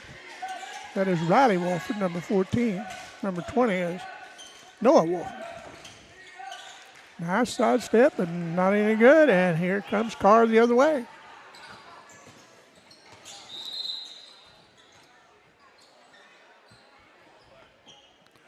It's going to be a turnover. Carr lost a little bit of control on it. Little bit. Got away from him. We see Acreage checking in, and we see Weidenbender coming back for Campbell. As we'll say one more time about these elementary cheerleaders, and in between games for the varsity start, be sure to listen to our own Gianna McCoy as she will bring the national anthem to you. We are very, very proud of her. Absolutely. We are so excited that she has been able to step out of her comfort zone and perform here at these ball games. So we will be bringing you the coverage of the elementary cheerleaders along with her performance of the national anthem. And she does it like it should be done. Absolutely. Ball's going to be off of Jackson Hobbs' foot. We got a good game going here in this junior varsity Absolutely. game. Most of these teams playing very well. East Prairie putting up a couple more points on the board, bringing our score to 12-11, 4.5 minutes left in the second quarter. Well, Jace Bowman is going to pick up a foul here. I thought Jace was high enough. Maybe he could block that, but I think he got him on the wrist.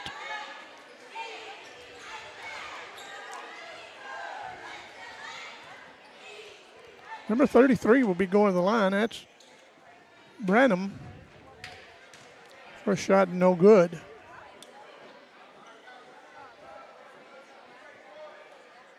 You know, try to tie this ball game up at 12. If he hits this one, and it rolls off. Coming down with it will be Weidenbender, quickly taking it to the other end. And he's going to, good save backcourt, but he throws it back, and one of these players pick it up. Wolford drives the lane, loses the handle. Campbell comes away with it. We got 2 on 2, and we're going to see, and we're going to have a push off on number 35, Bowman.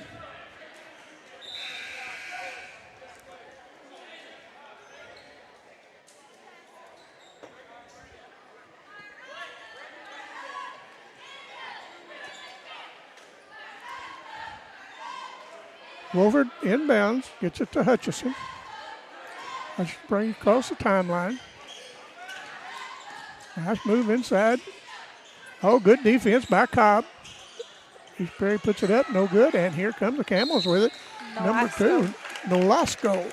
Comes away with it, and he's going to get fouled. It'll be Campbell's ball to inbound on the foul. That's the second foul on Campbell. 1 on East Prairie in this quarter. Hobbs has it. It's it to Weidenbender. Weidenbender drives the lane, stops, pops, no good. Good rebound by number 33, Branham. Taken away by Cobb. Cobb takes it in. Oh, Cobb. No. Thought he had a clean shot to the bucket there.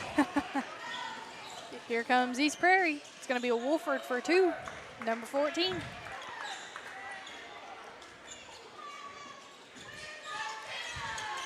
The Eagles have taken the lead. Weidenbender looks at Acreage. Acreage looks at Nolasco. Nolasco out to Cobb for 3. It's going to be Caden Cobb. Boom, Cobb. He got it. It's going to be Caden Cobb. Takes the lead for Campbell, 15-13. We got to give our old Cobb a boom. Number 12 launches a 3. The left-hander puts it up. Cobb gets a rebound. Cobb's coming down with it. He's going to be fouled. Knocked his glasses off. Cobb didn't like that too much. And I can't say I blame him. It's going to be Carr checking back in for Cobb.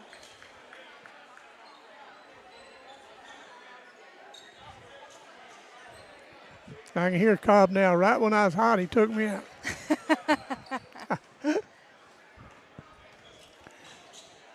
Campbell brings the ball, gets across the half line. That's number 11, Hobbs. Gets it down, and they kick it way over to the other side. Now they swing it back. Now they got it back. Carr for 3. It's going to be just short of it. Done everything but go in, Alicia. I appreciate you staying up here and bailing me out. No, you're good. Terry got called for a special meeting, he said, but he'll be along. When I have timeout, East Prairie, and when they take a timeout, we'll take one with them. We'll be right back.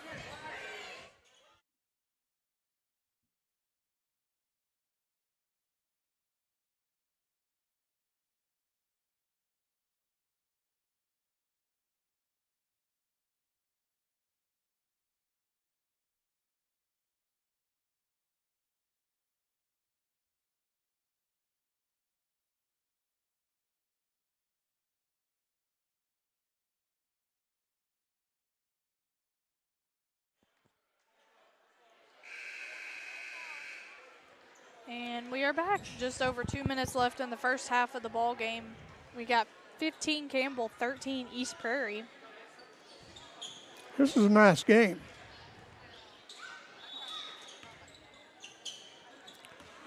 East Prairie has the ball. Number 1, Manning, brings it across the timeline, kicks it to number 15, Miller.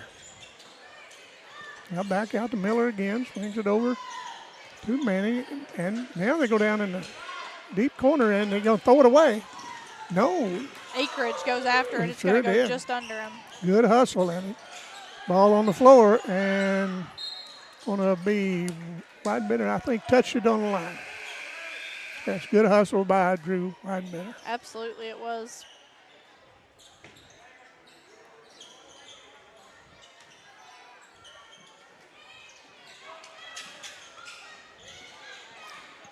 Manning has it out top, down in the corner to 33. Branham now underneath. Bledsoe's going to get it up in the air. Nice drive, nice put up, no good. I thought it might have been over the back, but not. Wolford puts it up and in. Huber bringing the ball on the floor for Campbell. It's going to be Clay Huber finding Lawson Bledsoe, who's going to find Jackson Hobbs at the 3. It's going to be no good, and it's going to end up in Miller's hands. Miller's going to find Wolford. It's going to be no good on the shot. Bledsoe with the rebound out to Weidenbender, going the other way. It's going to be a block. I believe it was. I don't believe it was totally set. I think that he was not totally set, but I think that Drew did an excellent job of getting around that. I think you're right.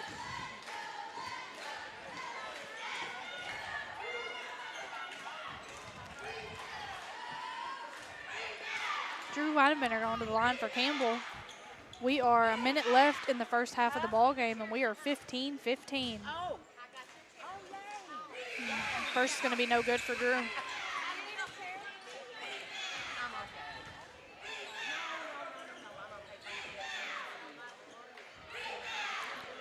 Widebetter will get one more. Try to give the Camels a lead, and it's no good. But he's going to get his own rebound, and he's going to go back up for 2. It's going to end up in Clay Huber's hands. Back to Drew Weidenbender, out to Parker. That's a Knott's boy. I'm not totally sure which Parker one it Knotts. is. Parker. You got yours all around it. I was too. Nice drive. Shot put up. No good. Rebound comes down to East Prairie. Nice drive by Miller. Miller drops it in.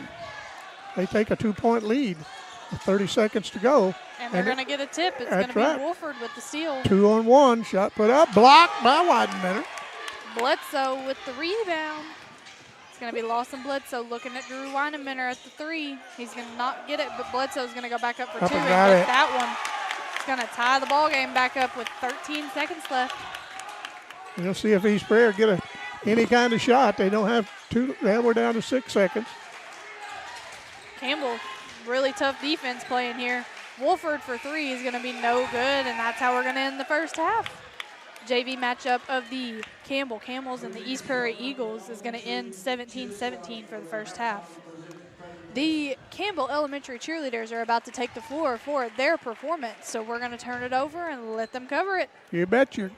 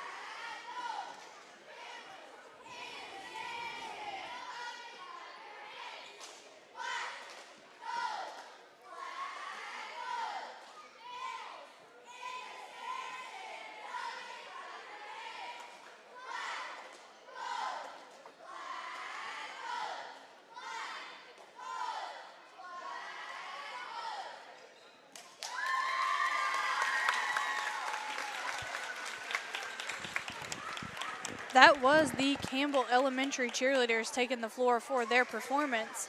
We're going to take a short break for halftime, and we'll be back with you.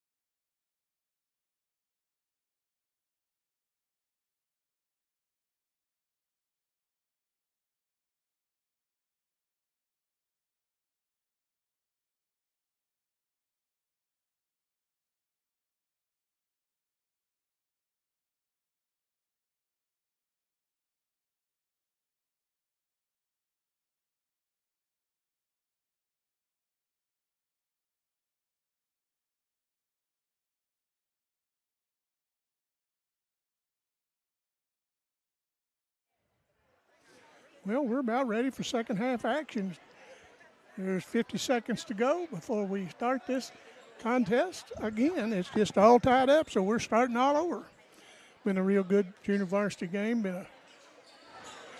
This has been a real good junior varsity game. Very well called game. Tyler Trower always does a good job. And let's see, East Prairie will start with the ball.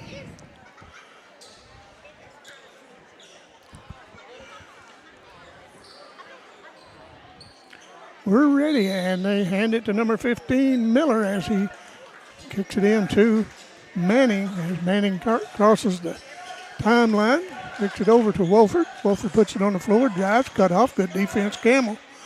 Wolford from the corner, no good.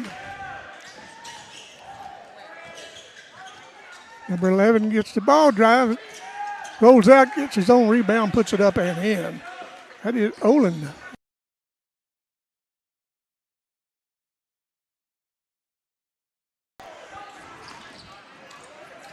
There's the ball going to go out of bounds and come back into the Camels.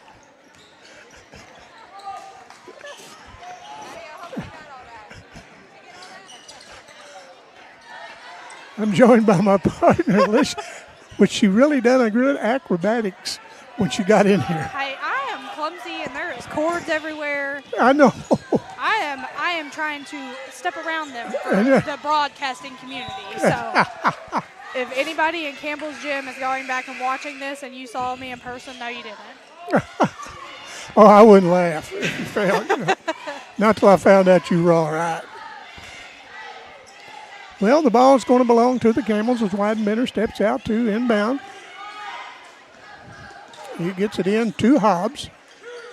Huber puts it on the floor, and he's going to be called for a travel.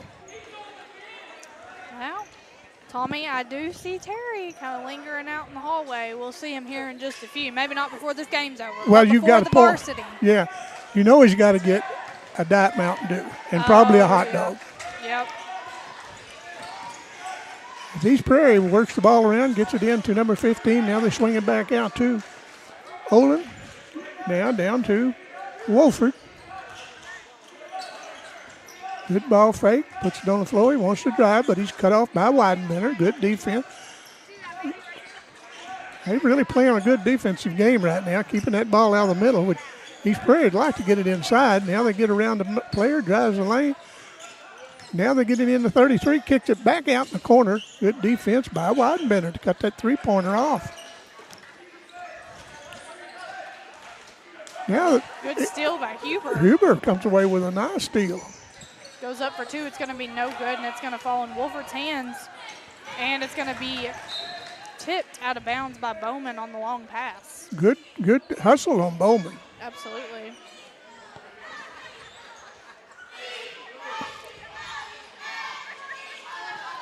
As Manning kicks it in to Olin. No, I'm sorry, that is Miller.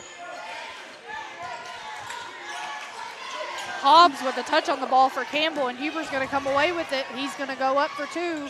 It's going to be good. Clay Huber for two. Brings our score 19-19 with 4.5 minutes left in the third quarter. That's Huber's fourth point of the night. Bowman with a touch on the ball. He wasn't there quick enough for it. Two pretty good hustle plays in a row for Absolutely. Bowman.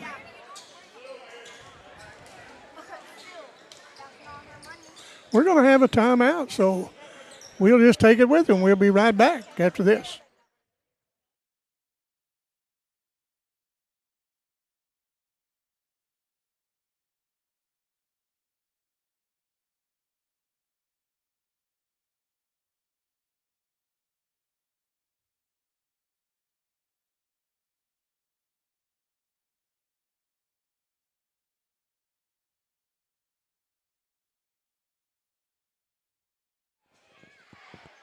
And we're back from the timeout. We're going to come out for East Prairie's possession.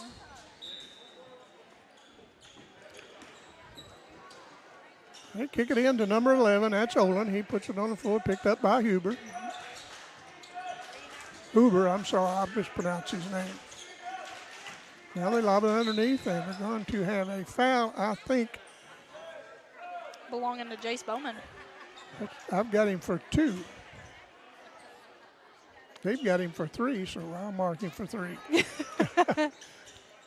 That's why we are unofficial. There's a ball thrown into Branham, and he lays it up and in.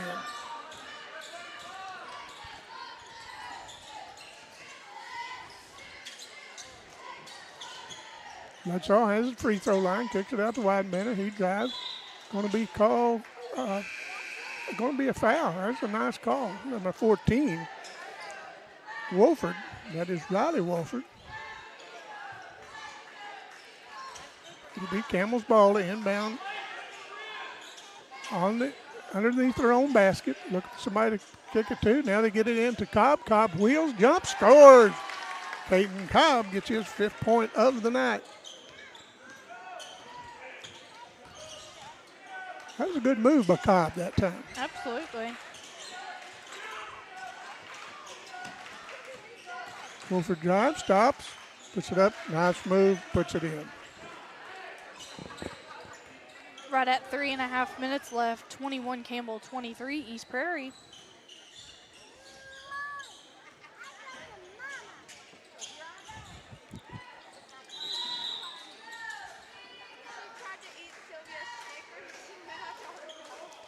Well, John Jones is going to give it to one of the Campbell players on the inbound. I guess it was a tie-up over there. I wasn't sure. They try to get it into Cobb, but he's covered up. Now they get it into Huber. She hands it off to Widemanor. Widemanor to Carr. Carr drives. Going to be, man, that guy jumped up and slapped that thing out of bounds. It'll stay with the Camels. See Terry making his way to us here. Has he got his Mountain Dew or has he got his hot dog? He does. All right. We got to worry about Terry. He got to have that hot dog fixed every game. It's not the same without it. No. Drew Widemanor is going to pick up a foul on the cross court.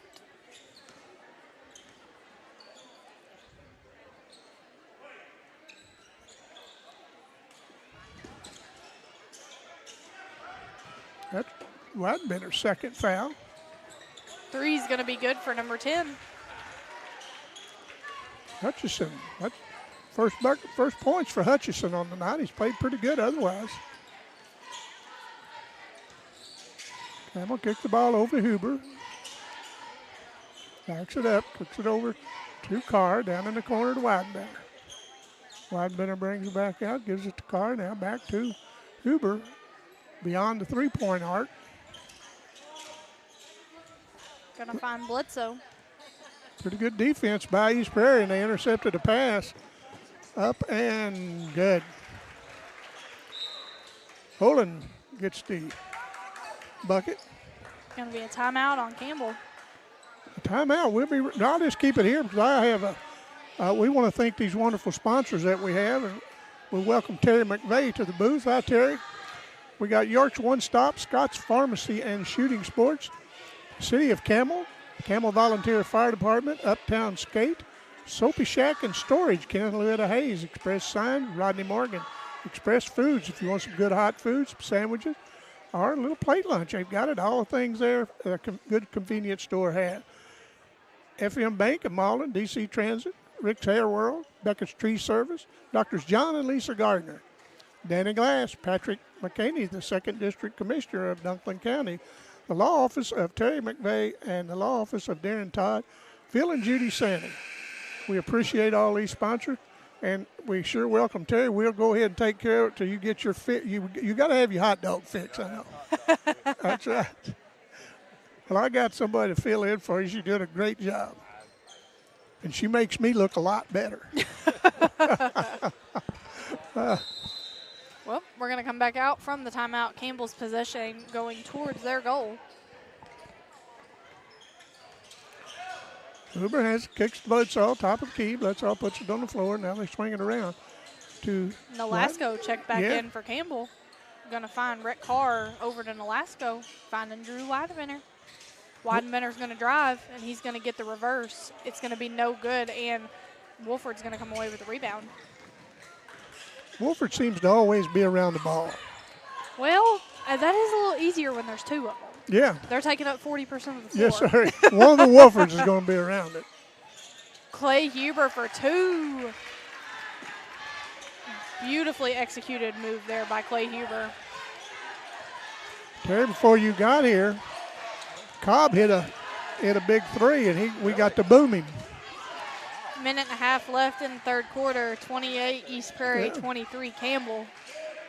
This is a nice junior varsity game. Very well played by both teams. Absolutely it is.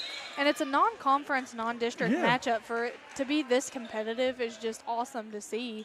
We're getting here later in the season. Obviously, JV won't be pursuing district competition, but they do still have games on the board. That's right. The next break, we'll talk a little bit about that district tournament coming up at Holcomb down there.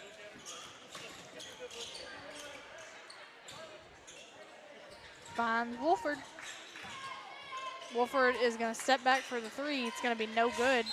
And there's going to be an over the back. Yeah, well.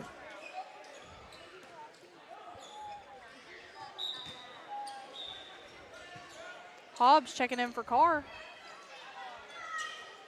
That last foul was on Isaac Barker. It's his first.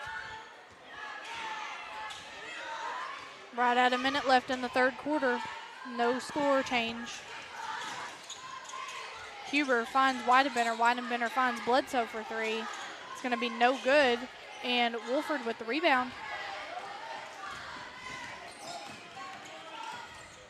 Oh, it's going to be there. off his foot. It's going to be a backcourt whenever he picks it up. Going to be a sub, couple subs, few subs. They just keep coming. Oh, he's sending them in there and keeping some fresh legs in there. Weidenbender and Bledsoe check out for Campbell. Oh, nope, Weidenbender was inbounding the ball. Bledsoe checks out and Bowman is back in. Bowman drives and he's not going to get it, but he is going to get fouled. I think that foul's on number 41, but I'll wait. Yes, it is. That's Isaac Barker. That's his second. He's picked up two pretty quick ones.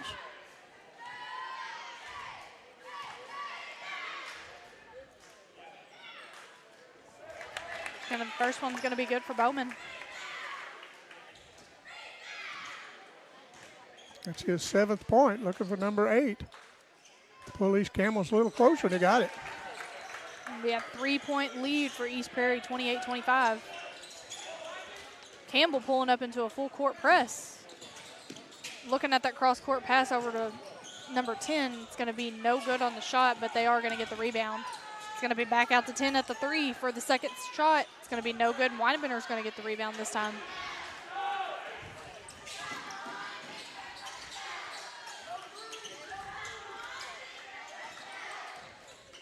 Campbell with the ball movement, running out these last few seconds on the board. Hobbs for three. It's going to be no good, and there's going to be the rebound by East Prairie. Final shot is going to be no good. That's how we're going to end the third. 28 East Prairie, 25 Campbell. Very close played ball game here. It sure is. As the Campbell cheerleaders take the floor. They always do a good, nice job. Absolutely.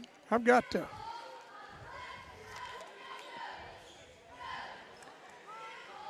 Little bit of a highlight here for the Campbell cheerleaders. We've got Briley Henderson, the senior captain and the only senior on the Campbell's cheer team. Juniors, we have got Katie Hensley, who's the junior captain, Harper Akridge, Dylan Coleman, Ryan Durham, Isabel Dyer, and Gabby Middleton. Sophomores, Briley Allen, Ava Jones, Presley Tate, and freshmen, Lauren Burke, Maylee Durham, Taylon Hill, Anna Peters, and Addison Williams. And that is the Campbell High School cheerleading team. Well, we got a second. The coaches' polls come out yesterday, and in Class 1, Bunker's number 1, and the only one from around here is Delta, which is number 6, and Risco received votes.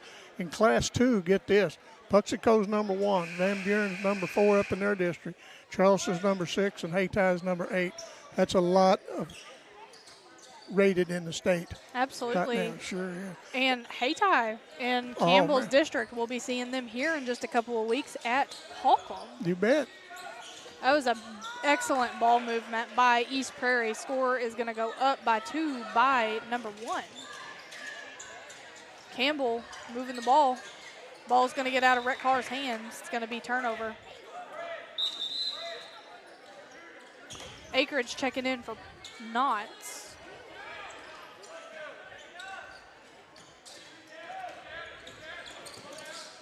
Campbell getting the trap here, and that's going to be a timeout called before the trap was made. Oh, boy. Back to that state. Now, let's just assume that District 1, let's just use this for an example. Haytide, number 8 ranked in the state, will play the District 2 Van Buren Bulldogs, who is number 4 in the state. Which would be a heck of a sectional matchup. Oh, my, wouldn't it? And get this, in District 3, you got Puxico rated number 1, Charleston 6, and Bernie received some votes. That's a pretty tough district, too. Absolutely. That is a district that is going to be catching some eyes. Yes, and we hope to, well, it's our plans, and everything should be set about going to the district. They promised us a place to sit. I'm going to go down there this week and see where he wants us. Now, flipping on to the other side, the girls' tournament's going to be hosted here at Campbell, and I believe that Portageville is in their district. It is. And Portageville is ranked as of just a couple weeks ago. They are, Coach Kelly has just done an awesome job with that Portageville girls team. They absolutely dominated the Hill Conference tournament this past week. They're just a very well-rounded team, and they are awesome to watch. So it's kind of a shout-out to them. We won't be here to watch them, but we will be rooting for them as well as all of the other teams who will be competing in the district tournament here at Campbell in a couple weeks. Coach hit me up with something today, and between games, you and Terry and myself and you, Alicia, I'll run this by what he said and see what you all think about it. Number 1 goes up. It's going to be no good, and Campbell's going to come away with it.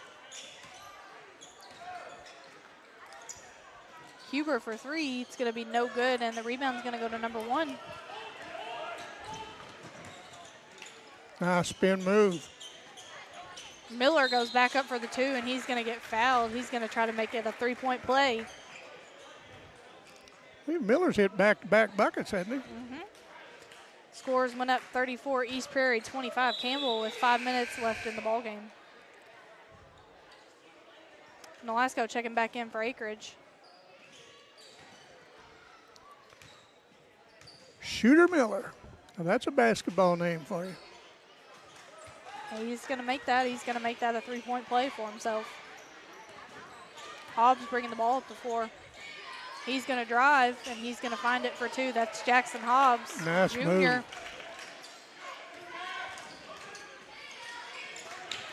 Bowman with the tip on the ball. He's not going to make it there. Going to try to find Miller, but it's going to be incomplete. Bowman meets Miller. They're going to roll around on the floor a little bit. There's going to be a tip on it. Shot's going to be no good, and Huber and Hobbs are going to meet him at the top, and there's going to be a foul called. I believe it's going to belong to Hobbs. It's going to be number 11. That's Jackson Hobbs. I got Hobbs as his first foul. Scoreboard agrees. You do. I got one thing right tonight.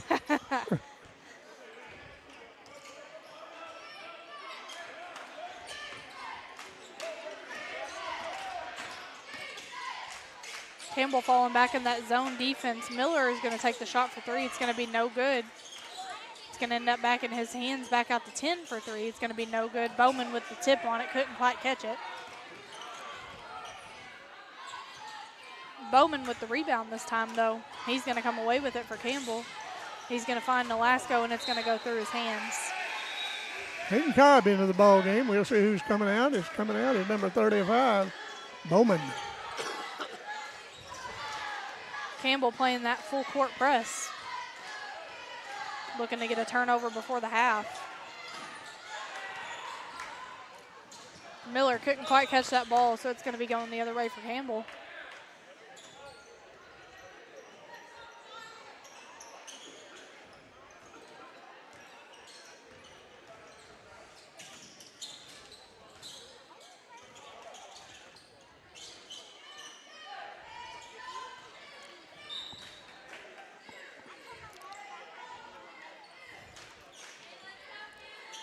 I think they put Cobb in there because coach was tired of him not battling the boards. And Cobb's not very tall, but he's going to battle them. You watch him battle Shooter Miller out there.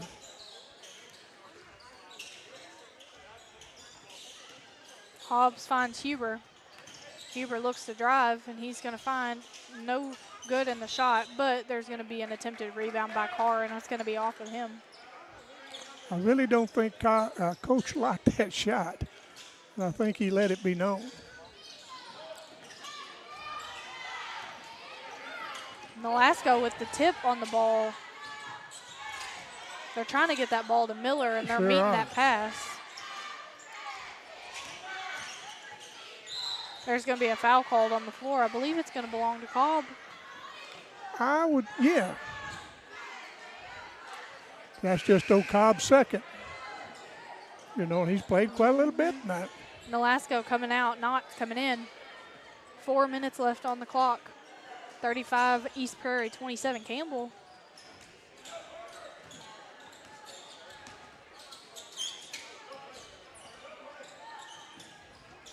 Good defense by Campbell, keeping that ball out of there. Now they get it in.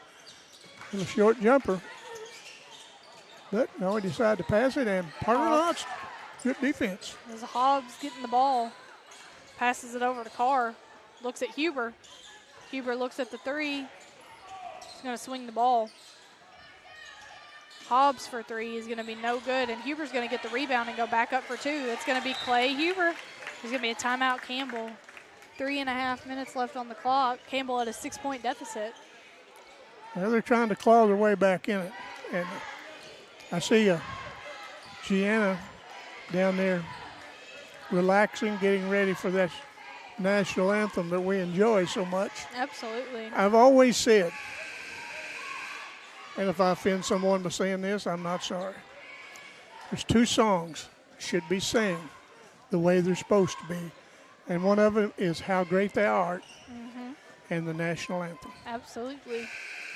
I don't think you need the Hollywood, either one of them. And no, I'm not going to say what I almost said. I'm going to shut up. Coming back out on the floor, East Prairie's possession, but Campbell playing in a full court defense. Did you enjoy the Super Bowl, Lisa?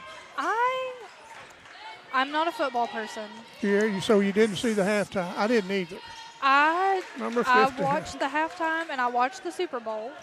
Did you watch But Bad I did Bunny? not. I did, and it was actually a very good performance. I mean, there's been a lot of hate and controversy towards it, but I thought that it was overall a good performance.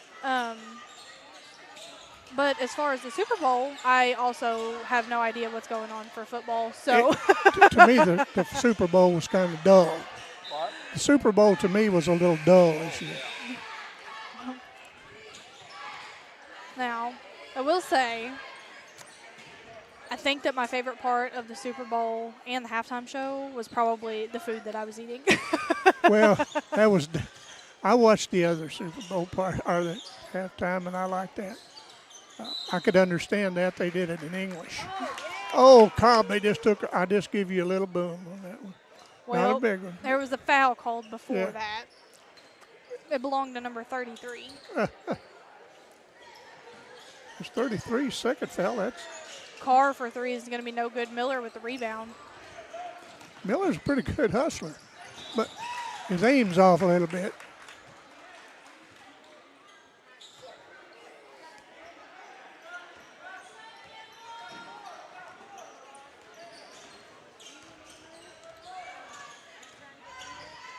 Well, they swing it around. They get it to number 4. Oh, nice little shot up and in. It's going to be Rhett Carr. That's the first 2 points that I've got for Rhett Carr, and we got a 20-second timeout. And we'll take a short timeout with them, and we'll be right back.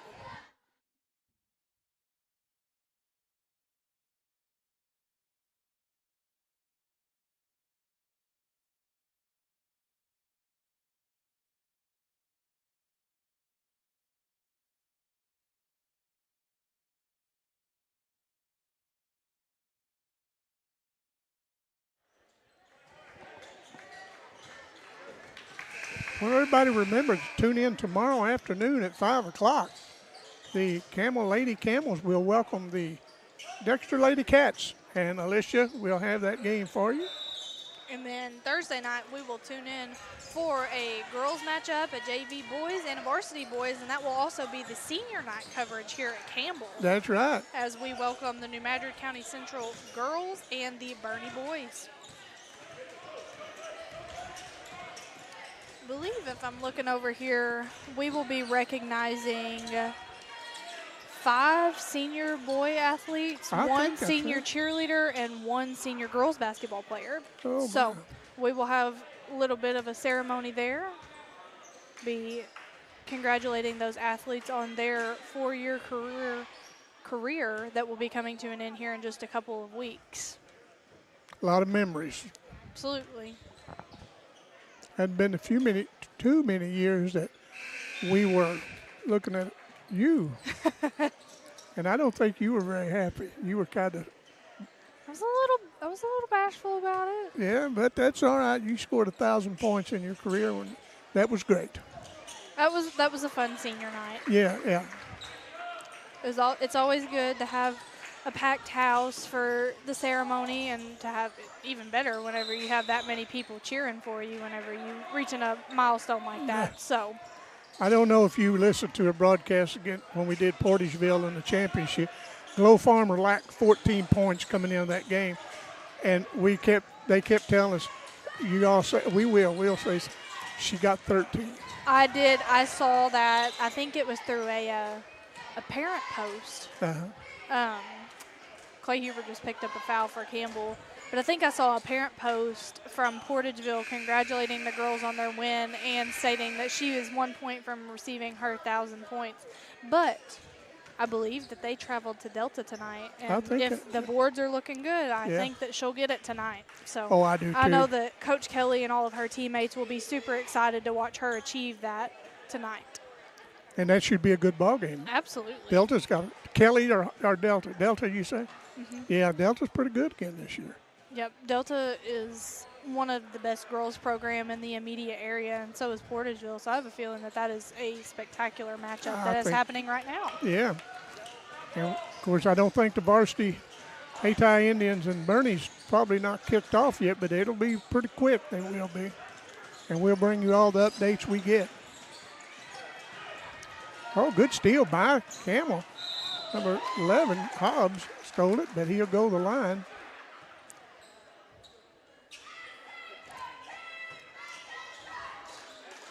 Talked to Don Trey Jenkins, the head basketball coach at New Madrid, the boys.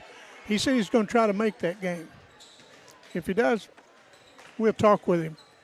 He's a pretty good guy. He's won, when he first got his head coach, he won 2 state championships in a row. Absolutely. Hobbs makes the first. He's going to go up for the second. He's going to get it. It's going to bring it back to a 6-point ball game with 1.5 minutes left. Good defense. Get some steals here and get some stops. And we're going to have a foul on one of the Camels. Clay Huber going back to pick him up. I believe that boy's head met one of their knees going down. I think it did. It's Clay Huber's second foul, I'm sorry. I see we got the radio station from East Prairie over there tonight. And I know they follow the Eagles quite a little bit about every game. We got number 14, that is Riley Wolford. And he hits it. 1.5 minutes left. Campbell's coming towards their goal. Clay Huber with the 3. It's going to be no good, and Bowman tries to get the rebound, but Miller comes away with it, and there's going to be a foul on Bentley Acreage. Acreage picks up his first foul, I think. No, I'm sorry. Picks up his second foul. That was good hustle on Acreage. Caden Cobb back at the scorer's desk to check back in. We throw up, no good by Shooter Miller.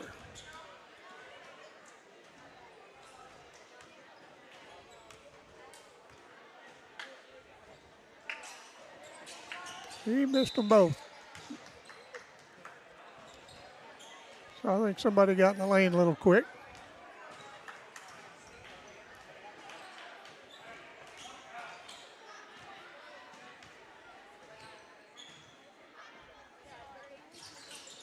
Second's going to be good.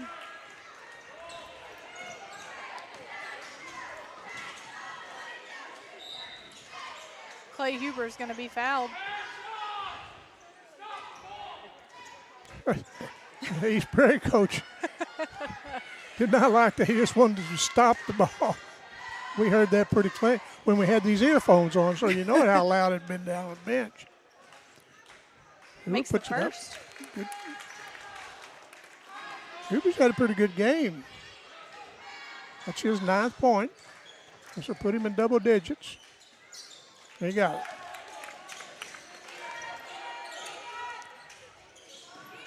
Two-possession ball game. Wolford has it. And going to be a foul on, I saw number 11. It's his second. That is Hobbs.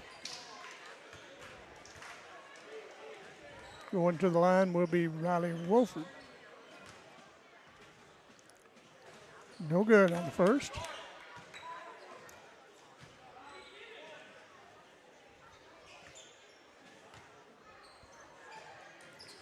There you got the second.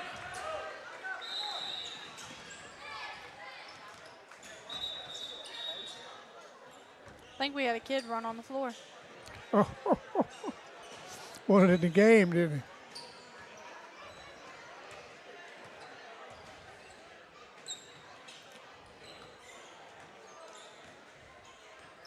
Huber brings it down. We're under a minute. 7-point lead by the Eagles.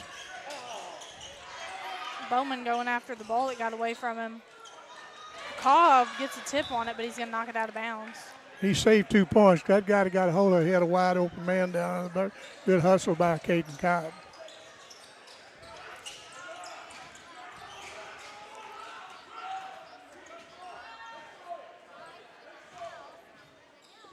As they inbound it, they kick it over to Miller. He spins, takes it underneath, lays it up. Nice move by Shooter Miller. 40 seconds left, 44, East Prairie, 35, Campbell. It's his 12th point of the night. Carr for 3 is going to be no good, but here comes Bowman with the recovery on it, and he's going to go up for 2. Good. Campbell using every one of those timeouts. Yeah, they pulled back within, well, still 7. It's not impossible. No, sure Not impossible. Campbell's got the shooters that can do it pretty quick.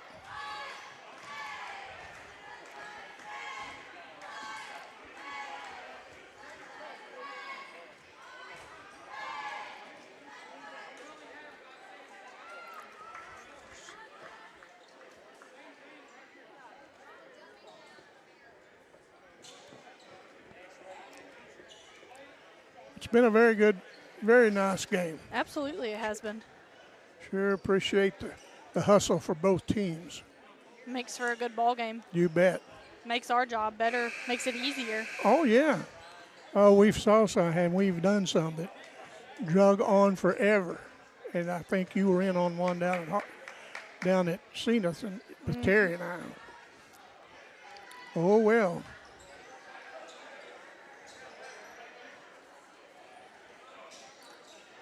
Campbell pulling up in this full court press.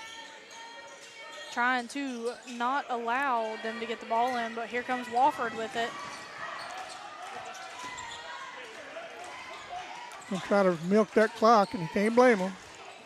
Miller with the ball. Ball was knocked back court, retrieved by East Prairie. Well, I think you better as well let it run out. Yep, 5 seconds left, and that's how we're going to end this ball game. 44 East Prairie, 37 Campbell. Not a bad loss for Not Campbell. a bad ball game. We'll run over the scoring before we take a break. For East Prairie, Manning had 5, 2 to Hutchison. Riley Walford, 12 to Miller, 2 to Branham, and 2 to Quinn Branham, and 6 to Noel Wolford. For the Camels, 2 for Nolasco, 2 to Lawson Bloodsoe, 3 to Hobbs, 5 to Cobb, 4 to Weidenbender, 10 to Huber, and 10 to Jace Bowman. Very good game, very appreciative. And we'll just take a break, and we'll be back with Terry McVeigh. And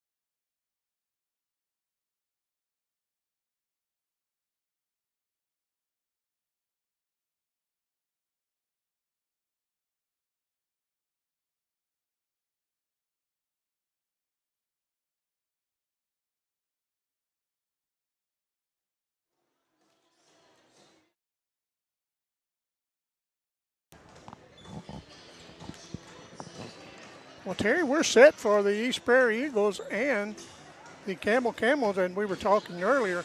East Prairie's not a team we see that often. No, I don't remember seeing them in this gymnasium over the last few years. I don't either. They normally got a pretty good competitive team. Yeah, they do, and the last few years they've been pretty good. Yeah. You know, they come in with a 10-8 record, but it's I believe they were Class 3. I think that's right. Yeah. They're Class 3, and they play good competition, and they're just a pretty solid team. They're not exceptional. A few high school teams are. We're going to step aside and listen to our own Gianna McCoy with the national anthem. We'll be right back.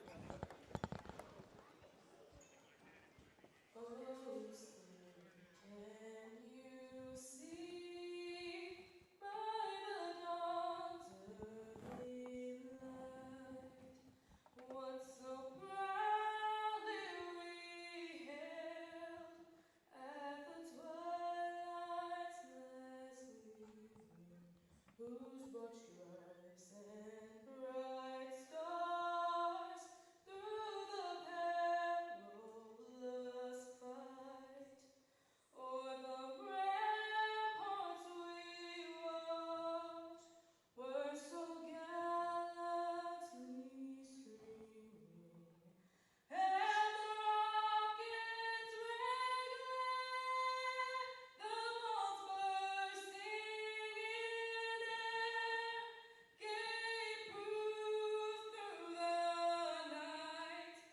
that our flag was still there. Oh, say does that star-spangled banner yet wave o'er the land of the free and the home of the brave? As always, a great job by Boot Hill Broadcasting's own Gianna McCoy. I always wished I could sing, but I would rather sit back and listen to her. Yes. Terry, I'll let you take it over, buddy. All right, for the Jay White Childers, number 4. Noah Wolford.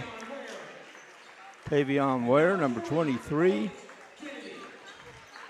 And number 40, Kennedy, for the hometown Campbell Camels, number 12, Kenan Siebert.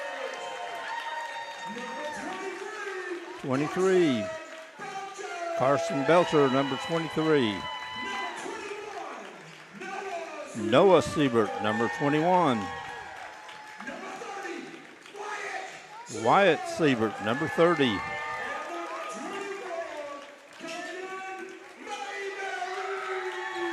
Caden Mayberry, number 24. That's the starting lineup for Campbell. Campbell's in the home whites. They're trimmed in gold and black. They'll be going left to right on your screen. East Prairie. They're in black, trimmed in red and white, and they'll be going right to left. Mayberry and Ware will be jumping. John Jones will be making the toss. Good veteran official, Tyler Trover. Also one of the officials just found out last week he was going to the Final Four to officiate. He'll represent the SEMO well. John Jones has been there. Yeah. Good fake. Put it up, no good. Rebound underneath. Ball stripped, picked up by Noah Siebert. Siebert into the corner. Mayberry for 3 from the wing. No good. Ball knocked around, picked up, saved by Noah Siebert. Belcher pulls up to Keenan Siebert. Man-to-man being played by East Prairie. Noah kicks it out. That was Wyatt. Noah Siebert, there's going to be a hook. Offensive foul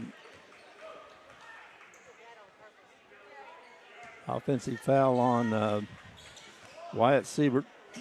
Called him on the hook. This first, team first.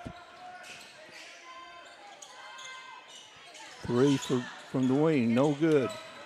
Mayberry has the ball past the timeline. Pulls it up. Noah Siebert has it out front.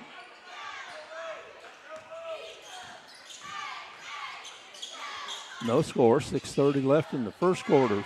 Keenan Siebert for 3, count it. He gets hot, it could be a long night for the Eagles. It sure could.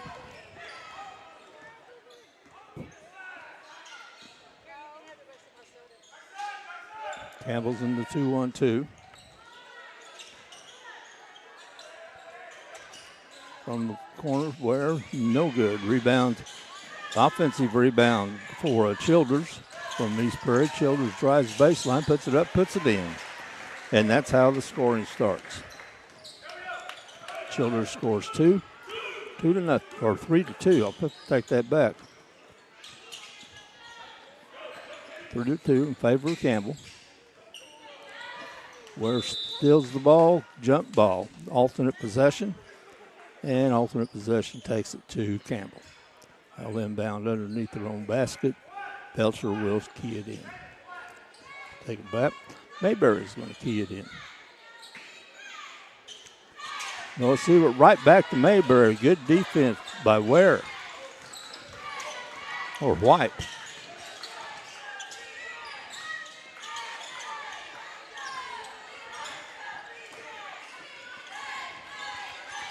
Wolford knocked out by Belcher.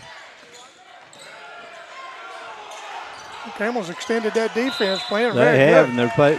and the 5-second call. Good defense by Campbell. I really liked what the Camels did when they got him to pick up the ball and got around him. Everybody else on the team came to help. Exactly. Everybody else on the team was cutting off passing lanes, and there was no place for him to go. Wyatt Siebert, Belcher pulls it out. Keenan Siebert drives, free throw line, back out to Mayberry from top of the key. No good, rattles in and out. Rebound to Wolford. Breaks the timeline, into the corner. Saved back in, it's going to be in the backcourt, out of bounds. Off of East Prairie, back to Campbell. Campbell with the 3-2 lead. There's 4:46 left in the first quarter.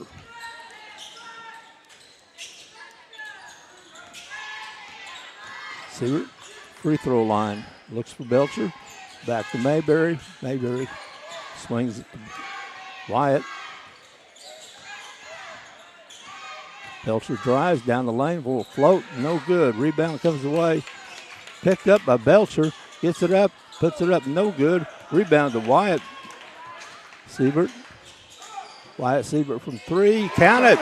Wyatt, nice range. I think it's the new haircut. Must be. Got some good lines on it. Yes, it does. He just lined one of them up. Yeah. There we go. Drive down the middle, no good. Rebound, good rebound by Ware. And offensive foul on Ware. Good defense by Noah Siebert. Yes, it was. Draws the foul.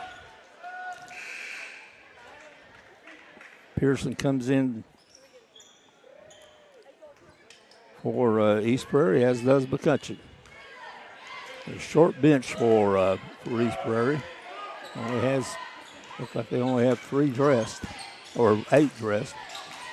Yeah, a couple of these boys played a lot in the junior varsity game. Yeah. Keenan Siebert with his 5th point. Extends the lead, 8-2 for Campbell. Good defense getting the passing lane, but Belcher, good anticipation. 3 for Siebert, no good. Rebound to East Prairie. White with the ball. He drives all the way, puts it up, puts it in. Jay White with his first 2, 8-4, 3:11 left in the first quarter.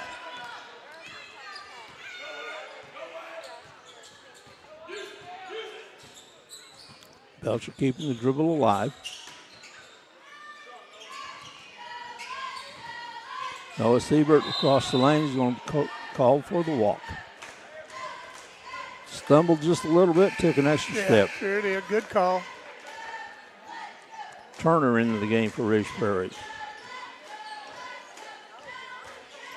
East Prairie may not have very many dressed out or on the bench, but they're using them all. Sure are.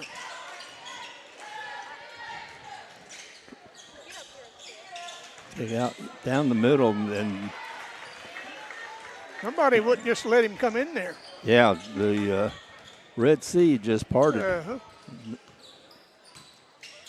Moses took it down. Sure did. Noah Siebert back out to Belcher. Belcher's looking at the 3. Keeps the dribble alive. Back out to Mayberry. Mayberry looking down the lane. Puts it up.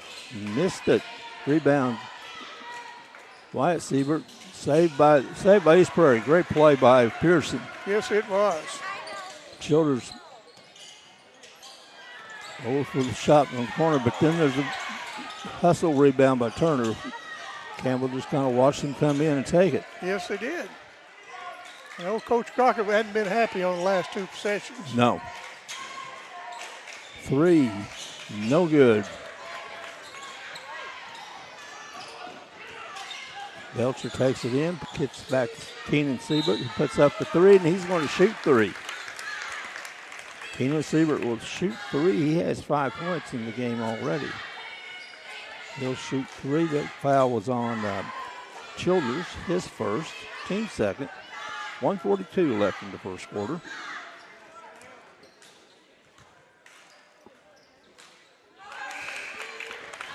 First one's good. One of our listeners texted and wanted to know if we knew anything about the Bernie Haytow game. I'd say they're just about getting ready to start about now. So we haven't heard anything. We do, we'll pass it along. Same with the Kenneth Zenith game. That could be a good one, too. Well, that's always a good one. That's Yeah. that's one of those rivalry games. Up until just a couple of years ago, they were playing twice a year. Yeah. They always did a home and home, but it's cut back. Missed the third. Got 1 out of 3 on that trip. 9-6 is the score.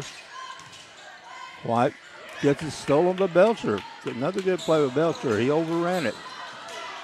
Stolen by East Prairie. Now it's numbers on East Prairie. It's 3-2. 3-2. Evens up. Into the corner. Good pass underneath. Ware walks. You can only use one pivot foot. That's true. You know, I would say I would be willing to bet. I bet Ware plays on that good Eagle football team. If he's not, they're missing a good chance. Belcher from the free throw line. Back out to Mayberry from the wing. No good. Ware with the rebound, and he's fouled in the backcourt. Fouls on Noah Siebert.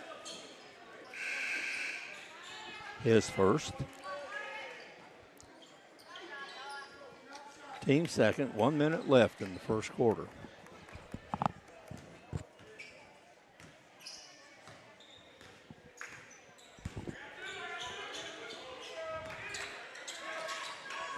Ware's walked again. Yeah.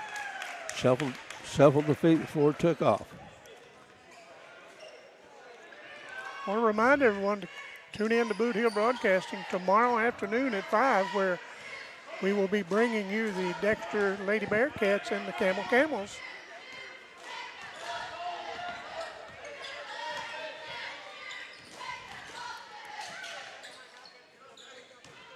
Siebert with the ball on the perimeter. Mayberry cuts back. Nowhere to go. Belcher, 25 seconds. We've got somebody staying pretty close to Mayberry about all the time. I think they've watched a little film on I him. think they've watched a little film. They're not going to leave him alone. 12 seconds left. Belcher has the ball out by the timeline. Underneath to Bledsoe. Mayberry, no good. Rebound comes away to East Prairie, and that is how the first quarter ends of the Campbell-East Prairie game with Campbell 9, East Prairie 6. We'll be right back.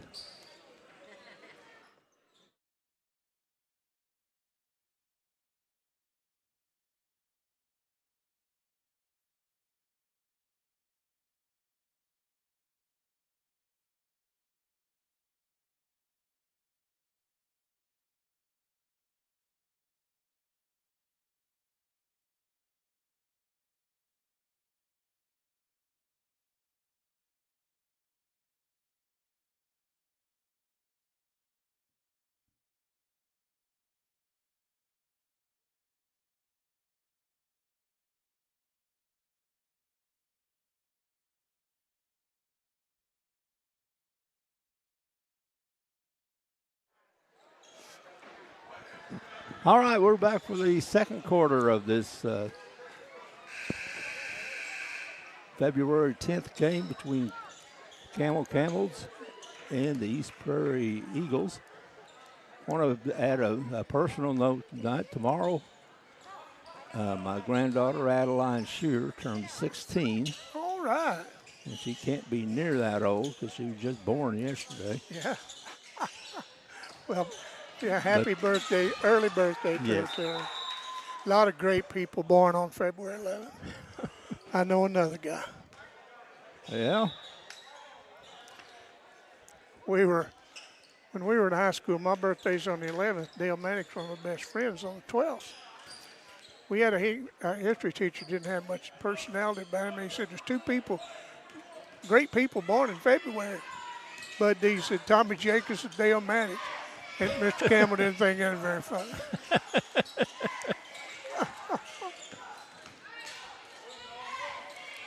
Well, I'm born in February too, just later in the month. Yeah, I told you a lot of good people.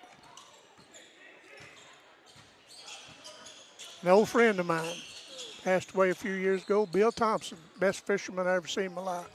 His birthday was on the 12th. Drive down the lane by Weidenbender. Tip back up of Siebert, and here comes our East Prairie. Have a few shots at it from the corner, no good. Siebert has the ball, drives in, kicks it back out. Noah Siebert for 3. His first points of the game. Extends the lead to 6, 12-6 in favor of Campbell.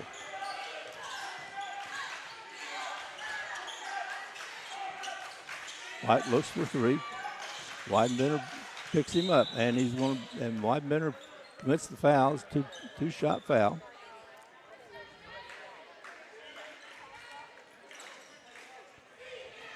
Going to send Jay White to the line. He has 2 points in the game. First trip to the line. Misses the first.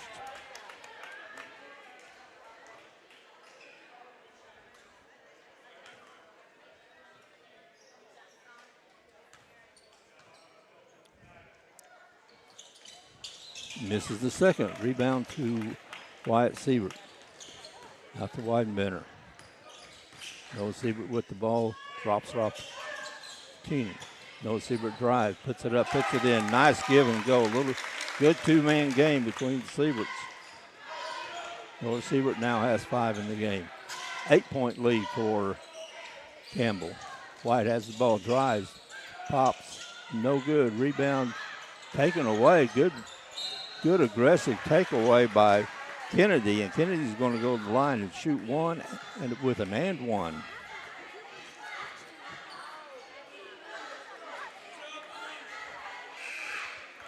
Fouls on Noah Siebert, and that's his second. He'll come take his spot on the bench.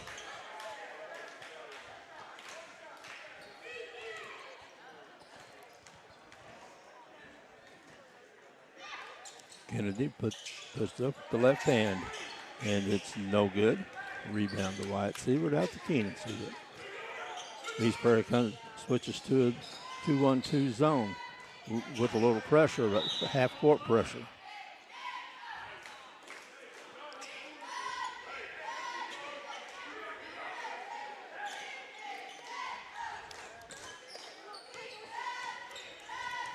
Switched up the defense. Campbell sniffed it out. Have the ball.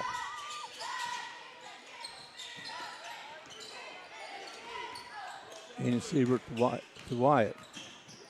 Mayberry, Belcher, Siebert, free throw line. Kicks out to Weidenbender. Started to go, forgot the ball. 5:18 left in the first half. 6-point lead for Campbell. White brings it across the timeline. White was looking for three. Doesn't take it. In to Ware. White for three. Count it. Didn't have much arch on it, but boy, it was at the right angle.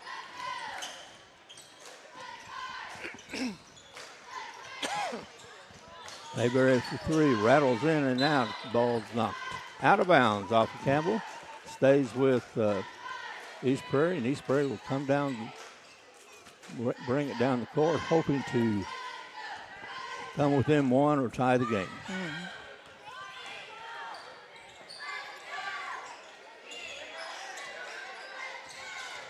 Ware spins. Wyatt Siebert knocks it or cuts him off. And good defense twice by Wyatt Siebert to deny East Prairie the score. Weidenbender for three. Count it. Weidenbender knocks down his first three of the game.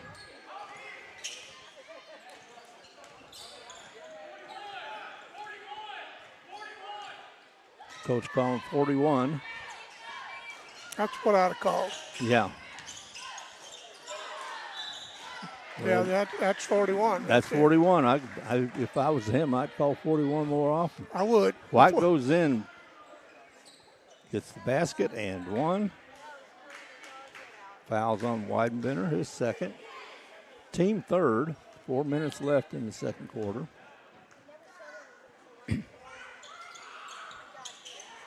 And White makes the free throw. So we're 17-14.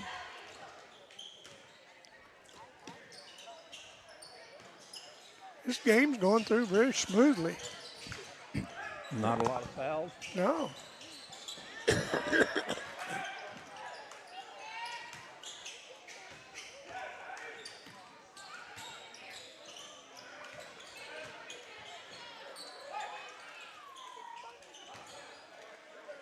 Belcher for three. Won't go. Knocked in the air by Weidenbender and out of bounds. Sorry about that. I'll get my microphone to my mouth and somebody can hear me. Nice. Spitting in the ocean right then. White drives. Belcher, good defense. Wyatt Siebert with the rebound. Gets it to Belcher. He's being guarded closely out front by Wolford.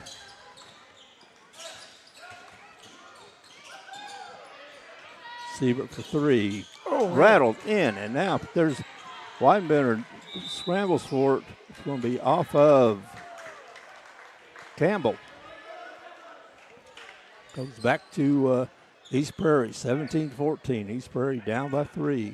White brings it up.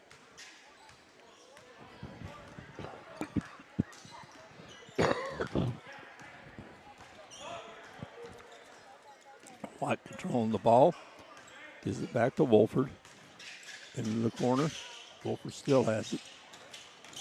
Childers drives, kicks it out to White. He fakes the threes. Goes in, pops it. No good. Rebound fought for is off of East Prairie and goes to Campbell. Again, Wyatt Siebert on the boards and hitting them hard.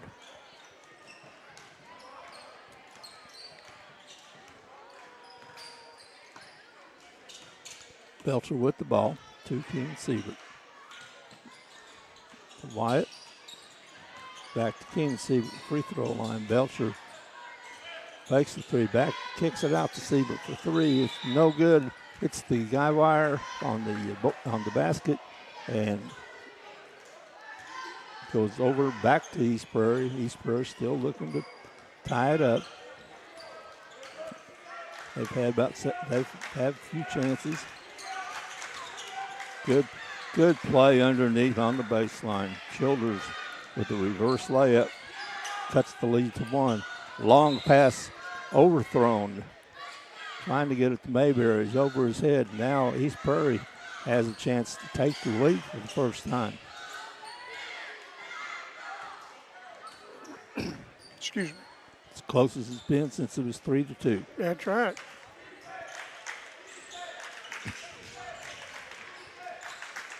Elder for three, no good. Rebound out of bounds off of East Prairie. Unable to save it. 1:34 left in the first half. 17 Campbell, 16 East Prairie. East Prairie back in the 2-1-2 zone. Weidenbender drives, kicks it back out. Siebert to Wyatt Siebert to Belcher. Passing around, reverses it. Wyatt Siebert over to Mayberry in the corner. No good. Wyatt Siebert with the rebound. Back to Keenan Siebert. He drives. Good defense, good defensive play by Childers. And he stepped on the line. That was a good defensive play by Childers. A real hustle play. And not only did he make the defensive play, he hustled down to the East Prairie end of the floor to save the ball.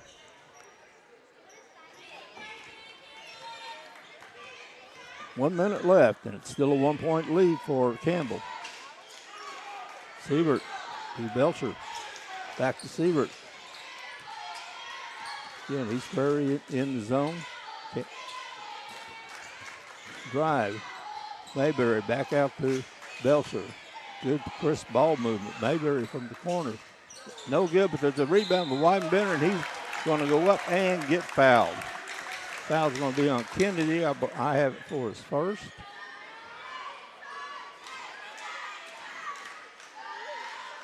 It is. Send Weidenbender to the line. He has 3 points on a three-pointer, and he makes the first free throw. Puts the lead back to 2.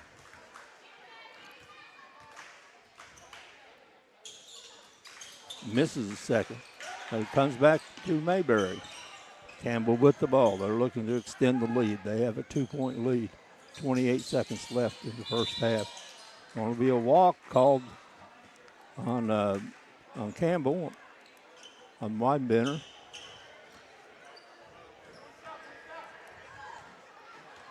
Two-point lead. 25 seconds left in the first half. East Prairie with the ball. They're trailed by the 2. On 3, no good. Mayberry with the rebound. Mayberry can get it in the air now. He's a jumper. 8 seconds left. Keenan Siebert, count it! Big time. And that's how the first half ends, with a big basket by Siebert, right with about 3 seconds left to give Campbell 21-16 lead over the East Prairie Eagles. We're at halftime, and we'll be back.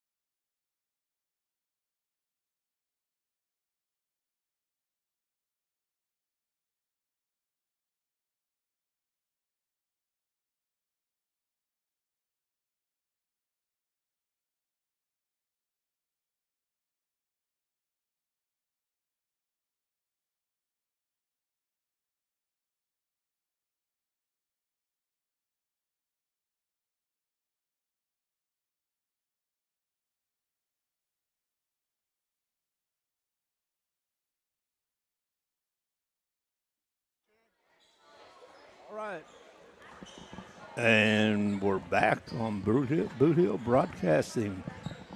Game tonight between the East Prairie Eagles visiting the Campbells. Campbell leads 21-16 at halftime. East Prairie will start out with the ball, going left to right. They're in the black uniforms, trimmed in red. Campbell in the home whites, trimmed in black and gold. They're going right to left. From the wing is no good. Campbell with the ball in the 5-point lead. Keenan Siebert leads all scorers with 9 points. Jay White leads East Prairie with 8. Terry, when we got a little break in action, we do have a Bernie score. Bernie's leading 19-18 at half. That's a low-scoring game for the Hayti and those teams. Well, for those teams, I mean, Bernie's usually in the 70s. Yeah. And that's how you clear a path. Ware just knocked everybody out of the way, went to the basket, and laid it up. There wasn't an open lane until he went through it. He opened it up. Yeah, he opened it up.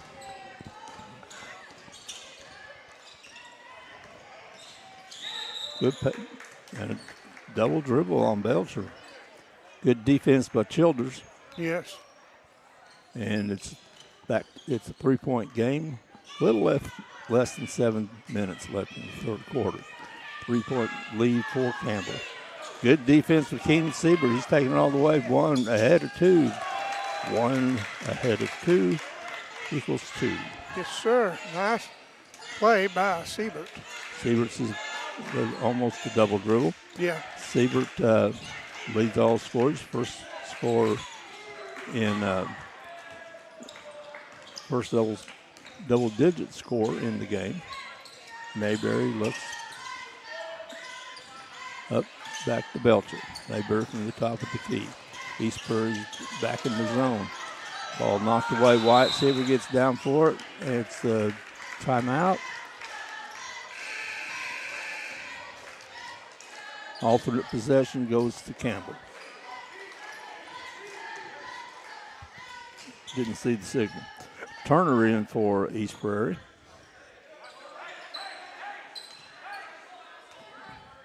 Again, East Prairie only has 8 players dressed. We'll see if that becomes a factor later in the game. Noah Siebert all the way, put it up. No good, rebound. Noah gets his own. Noah Siebert gets his own rebound. And scores 2, extends the lead to 7. 7 points for Noah Siebert. White with the ball. He takes it down the line. There's going to be a charge. Good defense by Belcher. White extended the left arm. Belcher went down. Foul was called. It's Jay White's first foul. And here comes Campbell looking to extend their lead.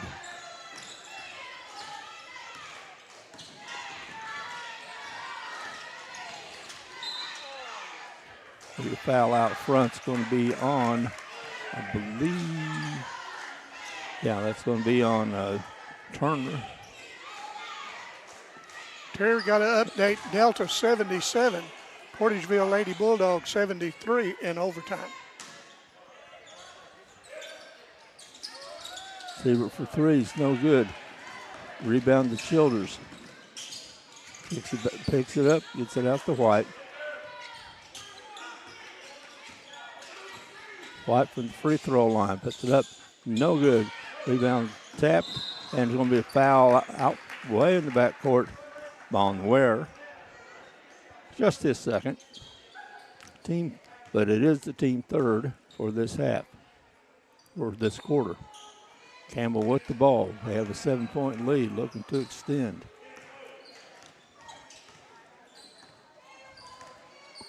Box. East Prairie's in a box 1. They're boxing Keenan Siebert. That should leave Mayberry like that. That's the Mayberry we're used to right there. That's just his first 2 of the game. But if you're going to do a box 1 on Siebert, then you go to Mayberry. You bet you. And if you want to do a box 1 on Mayberry, then you go to Siebert. That's right. And a couple of Sieberts. So, anyway. Yeah. Well, as a guy said the other day, you could throw a rock out there and you hit Siebert. Yeah. And, Yeah. Say all Sieberts volunteer, and you're going to have a team full. that's right. But it's a 9-point lead now for Campbell. Campbell has just played for this in this third quarter is just playing pretty methodical.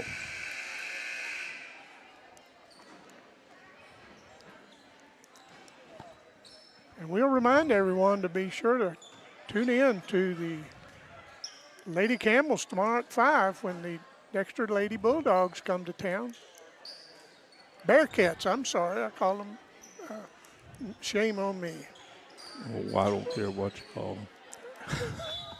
10-4. You want the Camels to win. Yeah, try. Come on, Campbell. Campbell's played pretty good tonight. They've been busy. They played about every night this week. Played Poplar Bluff last night, I think. Oh, I thought he walked. Yeah, good, strong move, but can't get it to go. But then there's the rebound. Put it up, put it in. Kennedy stayed with it. He has 6 points in the game, and the lead's cut back to 7. We played 3.5 minutes. Mayberry for 3, no good. Rebound, Wyatt Siebert again, big board. Belcher floats it, no good, gets his own rebound, kicks it out to Wyatt Siebert. Wyatt Siebert for the mid-range, count it. Wyatt Siebert now has 5 points in the game, and it's a 9-point lead. White to Ware from the corner, no good. Belcher with the ball. Crosses the timeline. Back to Wyatt Siebert from the top of the key. He's feeling it. Hello. Welcome to Campbell and Mr. Wyatt Siebert. 12-point lead. Biggest lead of the game for either team. Actually, could only be Campbell because Campbell has not trailed in this game.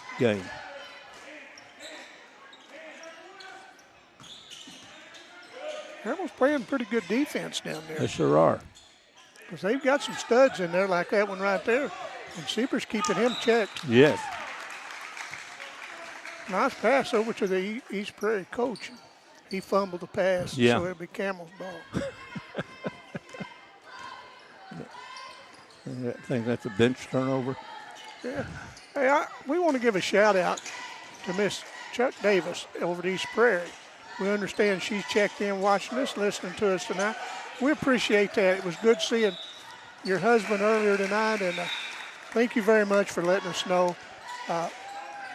We appreciate that very much. Thank you, Miss Davis.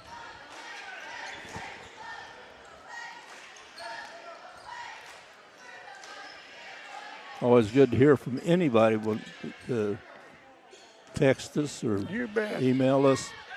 It's always good to know that you're listening, and we certainly do appreciate you doing that. Campbell with the ball. Noah Siebert drives the lane, gets the ball knocked away. It's going to be knocked away by Ware. East Prairie gives up or out of bounds off East Prairie. Get my words straight.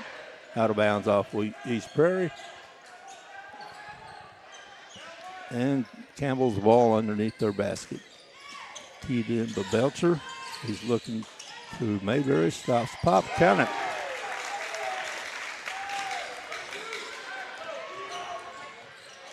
$14-point lead. Largest lead of the night for Campbell. Campbell's defense is just suffocating East Prairie right now. It sure is. They've only scored 4 points.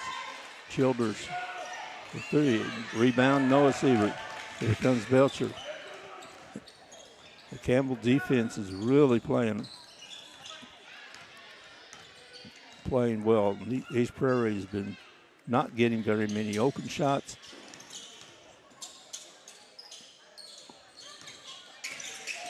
Mayberry, top of the key. Keenan Siebert for 3, no good. Rebound underneath the Belcher. And a foul on East Prairie. It's going to be a foul on Childers. Belcher got in there and got up high and took a rebound away He from did. some of it. Foul on Childers, his second, team fourth. And put Campbell in the bonus the rest of the way, or the rest of this quarter. Good give and go, put it up, put it in. Wyatt Siebert to Noah Siebert. Good give and go. A 16-point lead for Campbell. Where? Right baseline, knocked out of bounds off of the Eagles. Campbell deflected it. Hit one of the Eagles standing out of bounds.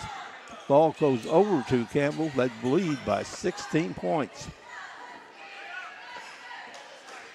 Campbell's playing a pretty good ball game tonight. I think it's one of the better games. I think so too. Talking to Coach Crockett before the game, and he said, "Man, it's been 28 days since we've had a win." Really? Yeah, and he said, "I can't take that." But he's got his team playing tonight. Yes, I think they're playing very well, especially on the defensive end. Yes. East Prairie's not getting many opportunities. They're not getting many chances. You know, it's one and done, and they're having to take a lot of contested shots. And again, they're especially Wyatt Siebert underneath, but how he's been playing this last month. He's had a good game tonight. I tell you what, we're going to pick a player of the game after this. It's going to be kind of tough right now. But yeah, now especially, Siebert this last month has been playing defensively and especially on the boards. Stepped out tonight, busted a couple threes. Campbell's ball. Noah Siebert gets it to Belcher. Belcher's double teamed in the backcourt. Full court pressure. And ball squirmed around and alternate possession. Stay with Campbell. Thank you, York's One Stop, Scotch Pharmacy, City of Campbell, City Volunteer Fire Department, Uptown Skate, Soapy Shack, Express Signs, Express Foods, FM Bank of Malden, DC Transit of Malden, and Rick Harrell of Malden. And we'll get back with it in a moment. Beckett's Tree Service of Malden. I believe that's going to be a charge. Noah Siebert stood in there and took that charge on number 3. That's the second time on White. That's the second charge. Danny Glass and Doctors John and Lisa Gardner. Patrick McCaney, Law Office of Terry McVeigh, Law Office of Darren Todd, Phil and Judy Sandy. We appreciate all of you all very much.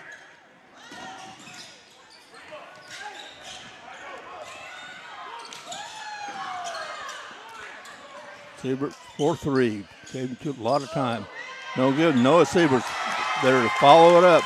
And now Campbell is making East Prairie look tired. There's another White for 3. Count it. Nice tip by Siebert. Went right to White. There's Mayberry, and that's what I mean. Yeah. Making them look tired. 17-point lead. 25 seconds left. 17-point lead for Campbell. Underneath. Little fake, put it up, put it in. Nice play by McCutcheon. He scores his first 2 of the night. Belcher to Mayberry. Good fake, put it up, put it in, and 1. That was a good fake. Good fake. Mayberry did not score in the first half of this ball game, but he now has 8, looking for 9. Weidenbender will be coming back in for Campbell, as is Bledsoe.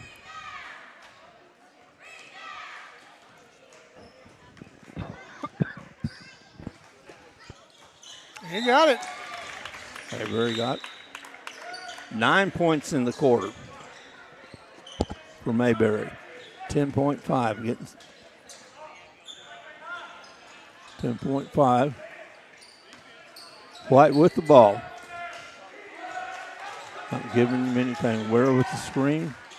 Good defense by Weidenbender. Desperation shot won't go. He hit the rim, went to the backboard, came back off, and the score after 3 quarters is the Campbell's 43. The East Prairie Eagles 25. We don't have any more updates from the Hayti game, Hayti-Bernie game. But we'll get them for you here in a bit. Someone will be letting us know. Campbell's playing pretty well now. I think Campbell's playing. I think Campbell may be playing one of their better games. I think you're right.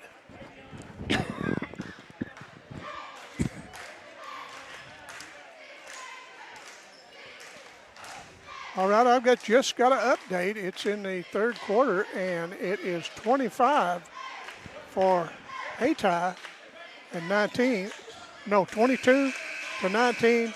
Hayti up by 3. Up by 4. 3. I'm sorry. I get my math. My math teacher passed away many years ago. Thank the Lord, she's mean. And she might not have listened to a ball game all year, but she'd have heard that one.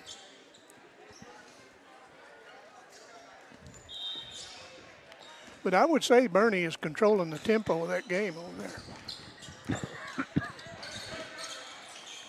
But Bernie, looking at the Kennett Cena score right now, it's 33-14 in favor of Cena. Down at the tournament down there last week, Terry, I was really impressed by the hustle and the shooting of Cena Hornersville. Absolutely with the hustle. Childers looks at it, pulls it back up. Ware in the lane. He might have gotten away with the shove. No call. Misses the shot, and Campbell has the ball, and they're not in any hurry. No. Hobbs with the ball underneath the Bledsoe. Coach Crockett.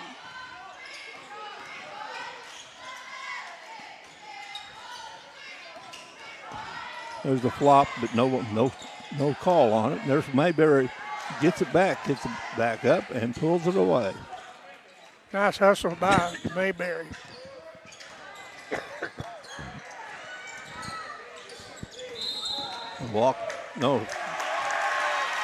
Offensive foul. Away from the ball. Trailing, had nothing to do with the play. No, Offensive foul is on Childers. His fourth.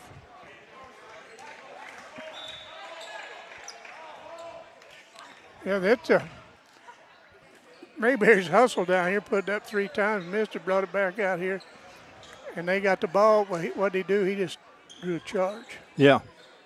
Drew a charge 30 feet away from 33 behind the play. Yes. Bledsoe picks up the loose ball. Siebert drove to the lane, lost the ball. Bledsoe picks it up, and he gets fouled going up. Bledsoe will be looking for his first points of the game. 6:37 left in the game, 18-point lead for Campbell.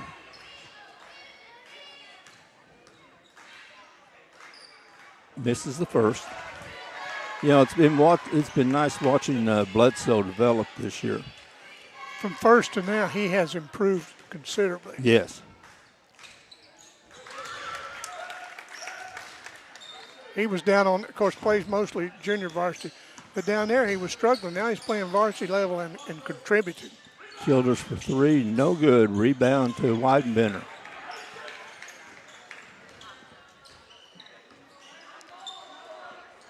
.620 left in the game. Campbell's not getting in any trouble or any hurry, and a foul out front. The foul's going to be on Jay White. Terry Condit Nikolai Condon has hit back-to-back threes, extending the lead to 25-19 on Bernie. He can we shoot know the he ball. can do that. He can shoot the ball. Well, He's a player. he's a player. I mean, Yes. he can rebound, handle the ball. Noah Siebert takes it all the way, and again, they're making the aggressiveness of Campbell is making East Prairie look tired. Again, we pointed out early on, East Prairie only had 8 players dressed. There's another foul on East Prairie, getting to the ball just a tad late. Yes. And being there late.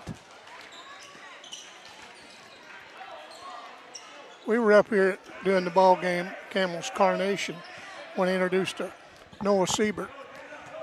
When Noah graduates, he's going to the Marines. I admire Good for him him. for that. I admire him.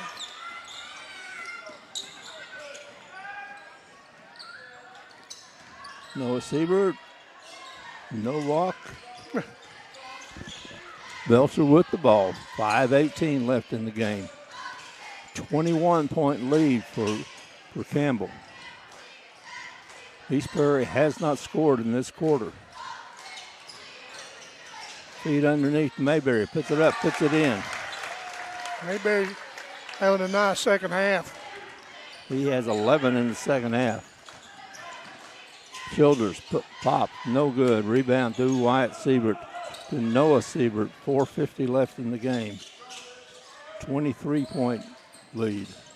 Mayberry spins, puts it up, puts it in. Nice spin move right by the East Prairie defender, and it's a 25-point lead. And I did not think I didn't either. that this game was going to be a 25-point game. No, I didn't either. I thought it was going to go down the wire, to tell you the truth. I did too. Noah Siebert with the foul. Childers will go to the line. Take it back. That's a foul on the floor. That's just the first team foul of this fourth quarter. East Prairie already has 4, so Campbell's in the bonus for the rest of the game. White for 3. Nice shot. It's third 3.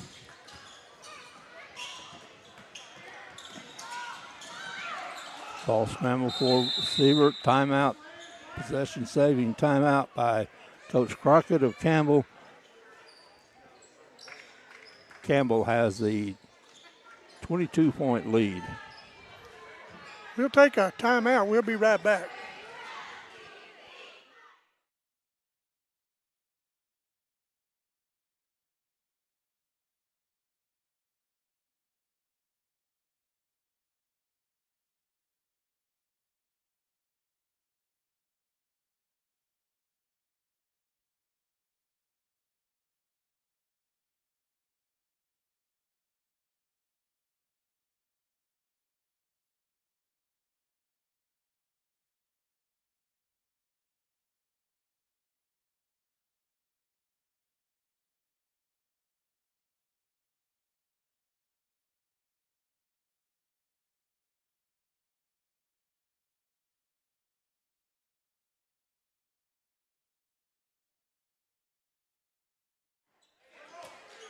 Okay, 4:14 left to go on Boot Hill Broadcasting between the Camels and the East Prairie Eagles. 22-point lead for Campbell. Keenan Siebert looked at the 3, knows that Campbell does not need to score. Mayberry crosses over, gets it back, and there's Belcher again with another offensive rebound. Belcher's had several offensive rebounds. He sure has. Mayberry, Siebert. Back out to Noah Siebert. Campbell kind of letting the air out of it. Yeah, well, I don't blame him. Well, No, it's playing just- it smart. I mean, it's, 22-point lead, they know they don't have to score another point Right. to win this game. They just have to play smart. Keenan Siebert, little teardrop, in and out, won't go where with the rebound. 3:15 left. White free throw line, Scoops it up and under. Nice play, nice move by Jay White. He has 16 in the game. Mayberry, count it. Mayberry didn't score in the first half. He scored 15 here in the second half. Nice move underneath by Ware. It's only his 4th point. Keenan Siebert, 2-on-1. Mayberry lays it up, no good, but then there's Wyatt Siebert, gives it back over to Mayberry. Wyatt Siebert with the offensive rebound. And 17 points for Mayberry, all in the second half.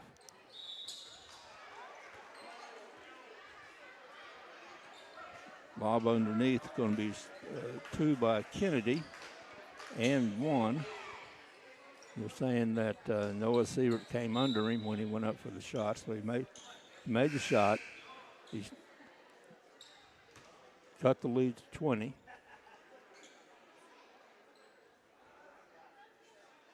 Noah Siebert with 4 fouls. Kennedy makes the 3-pointer. 2:15 left. 19-point lead. Siebert loses the ball, picked up by Belcher. Mayberry back out to Belcher. Keenan Siebert being guarded by McCutcheon. Gets by him, and going to be a foul on McCutcheon. Siebert was getting by him. He was going to go to the basket. A good foul by McCutcheon. That hot shooting Bernie Mules team's leading 33-29 at the moment. Sounds like they put up 2 or 3 in a row. Sure have. And that's something both of those teams can do. You bet they can.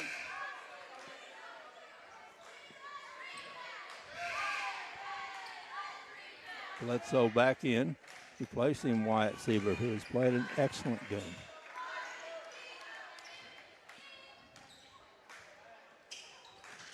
Siebert makes them both. Leads back to 21, 1:52 left in the game. Weidenbender coming back in the corner for 3.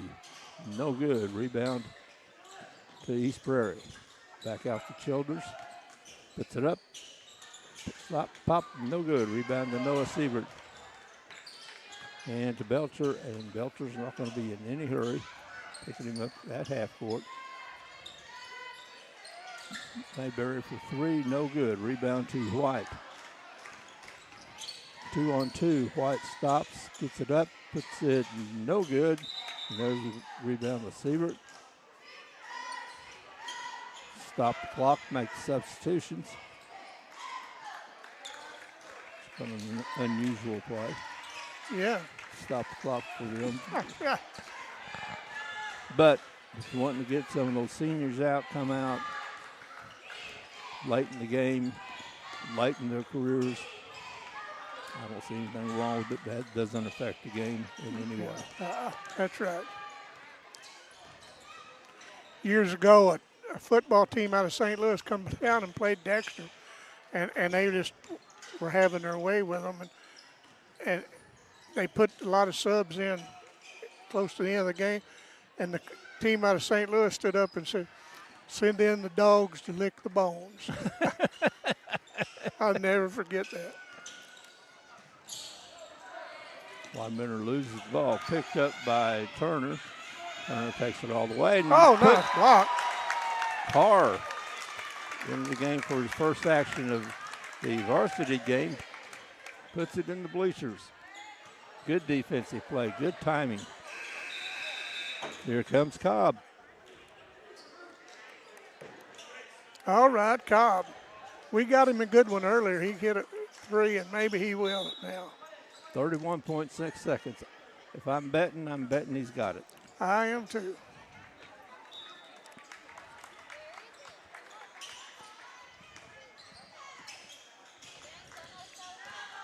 Bowman in the game for Campbell.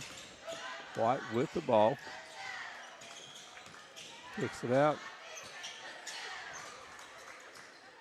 White for three from the corner. No good. Rebound East Prairie. 12 seconds to go. Nice move. Nice drive by Kennedy. Stolen by White. He scores garbage two, and that's the end of the game. And the final score is Campbell's 56. East Prairie Eagles 39, and it wasn't that close. Campbell's had a 25, 26-point lead late in the fourth quarter. I think it's one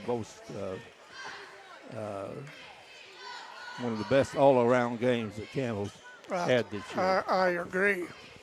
They made East Prairie look very tired.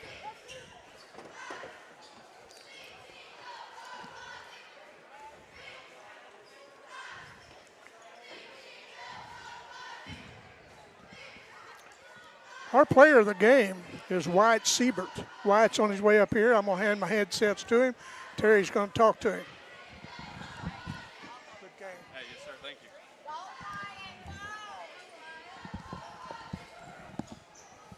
you. All right, and let's talk to our player of the game, Wyatt Siebert. Wyatt, you had a really good game. Hit 2 threes. Yes, sir. Yes, sir.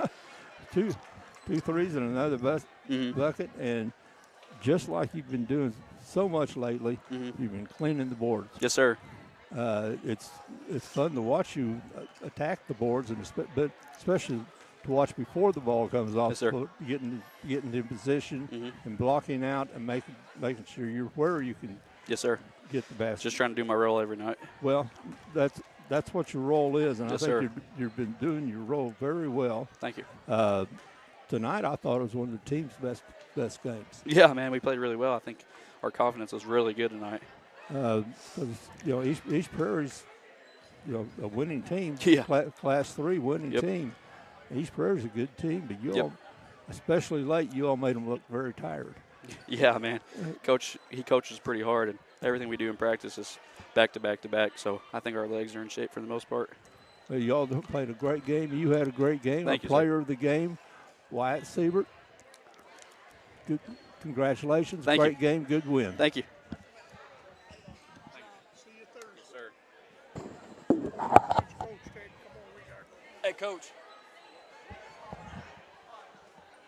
Good job, Coach. Thanks, sir. All right, we're here with Coach David Crockett, and good game. It's nice to finally win one. Yeah, I was surprised when I heard that you hadn't won in 28 days. 28 days. Yeah, we discussed that today, and I'm like, guys, it's time for this losing streak to stop. And hey, they came in with a different mindset, especially after halftime. We made a couple of little adjustments, and I thought we played really well the third quarter, and just kind of stretched it out. Defensively, we were locked in. We attacked the basket. We got good open looks. I thought we had good looks all night long.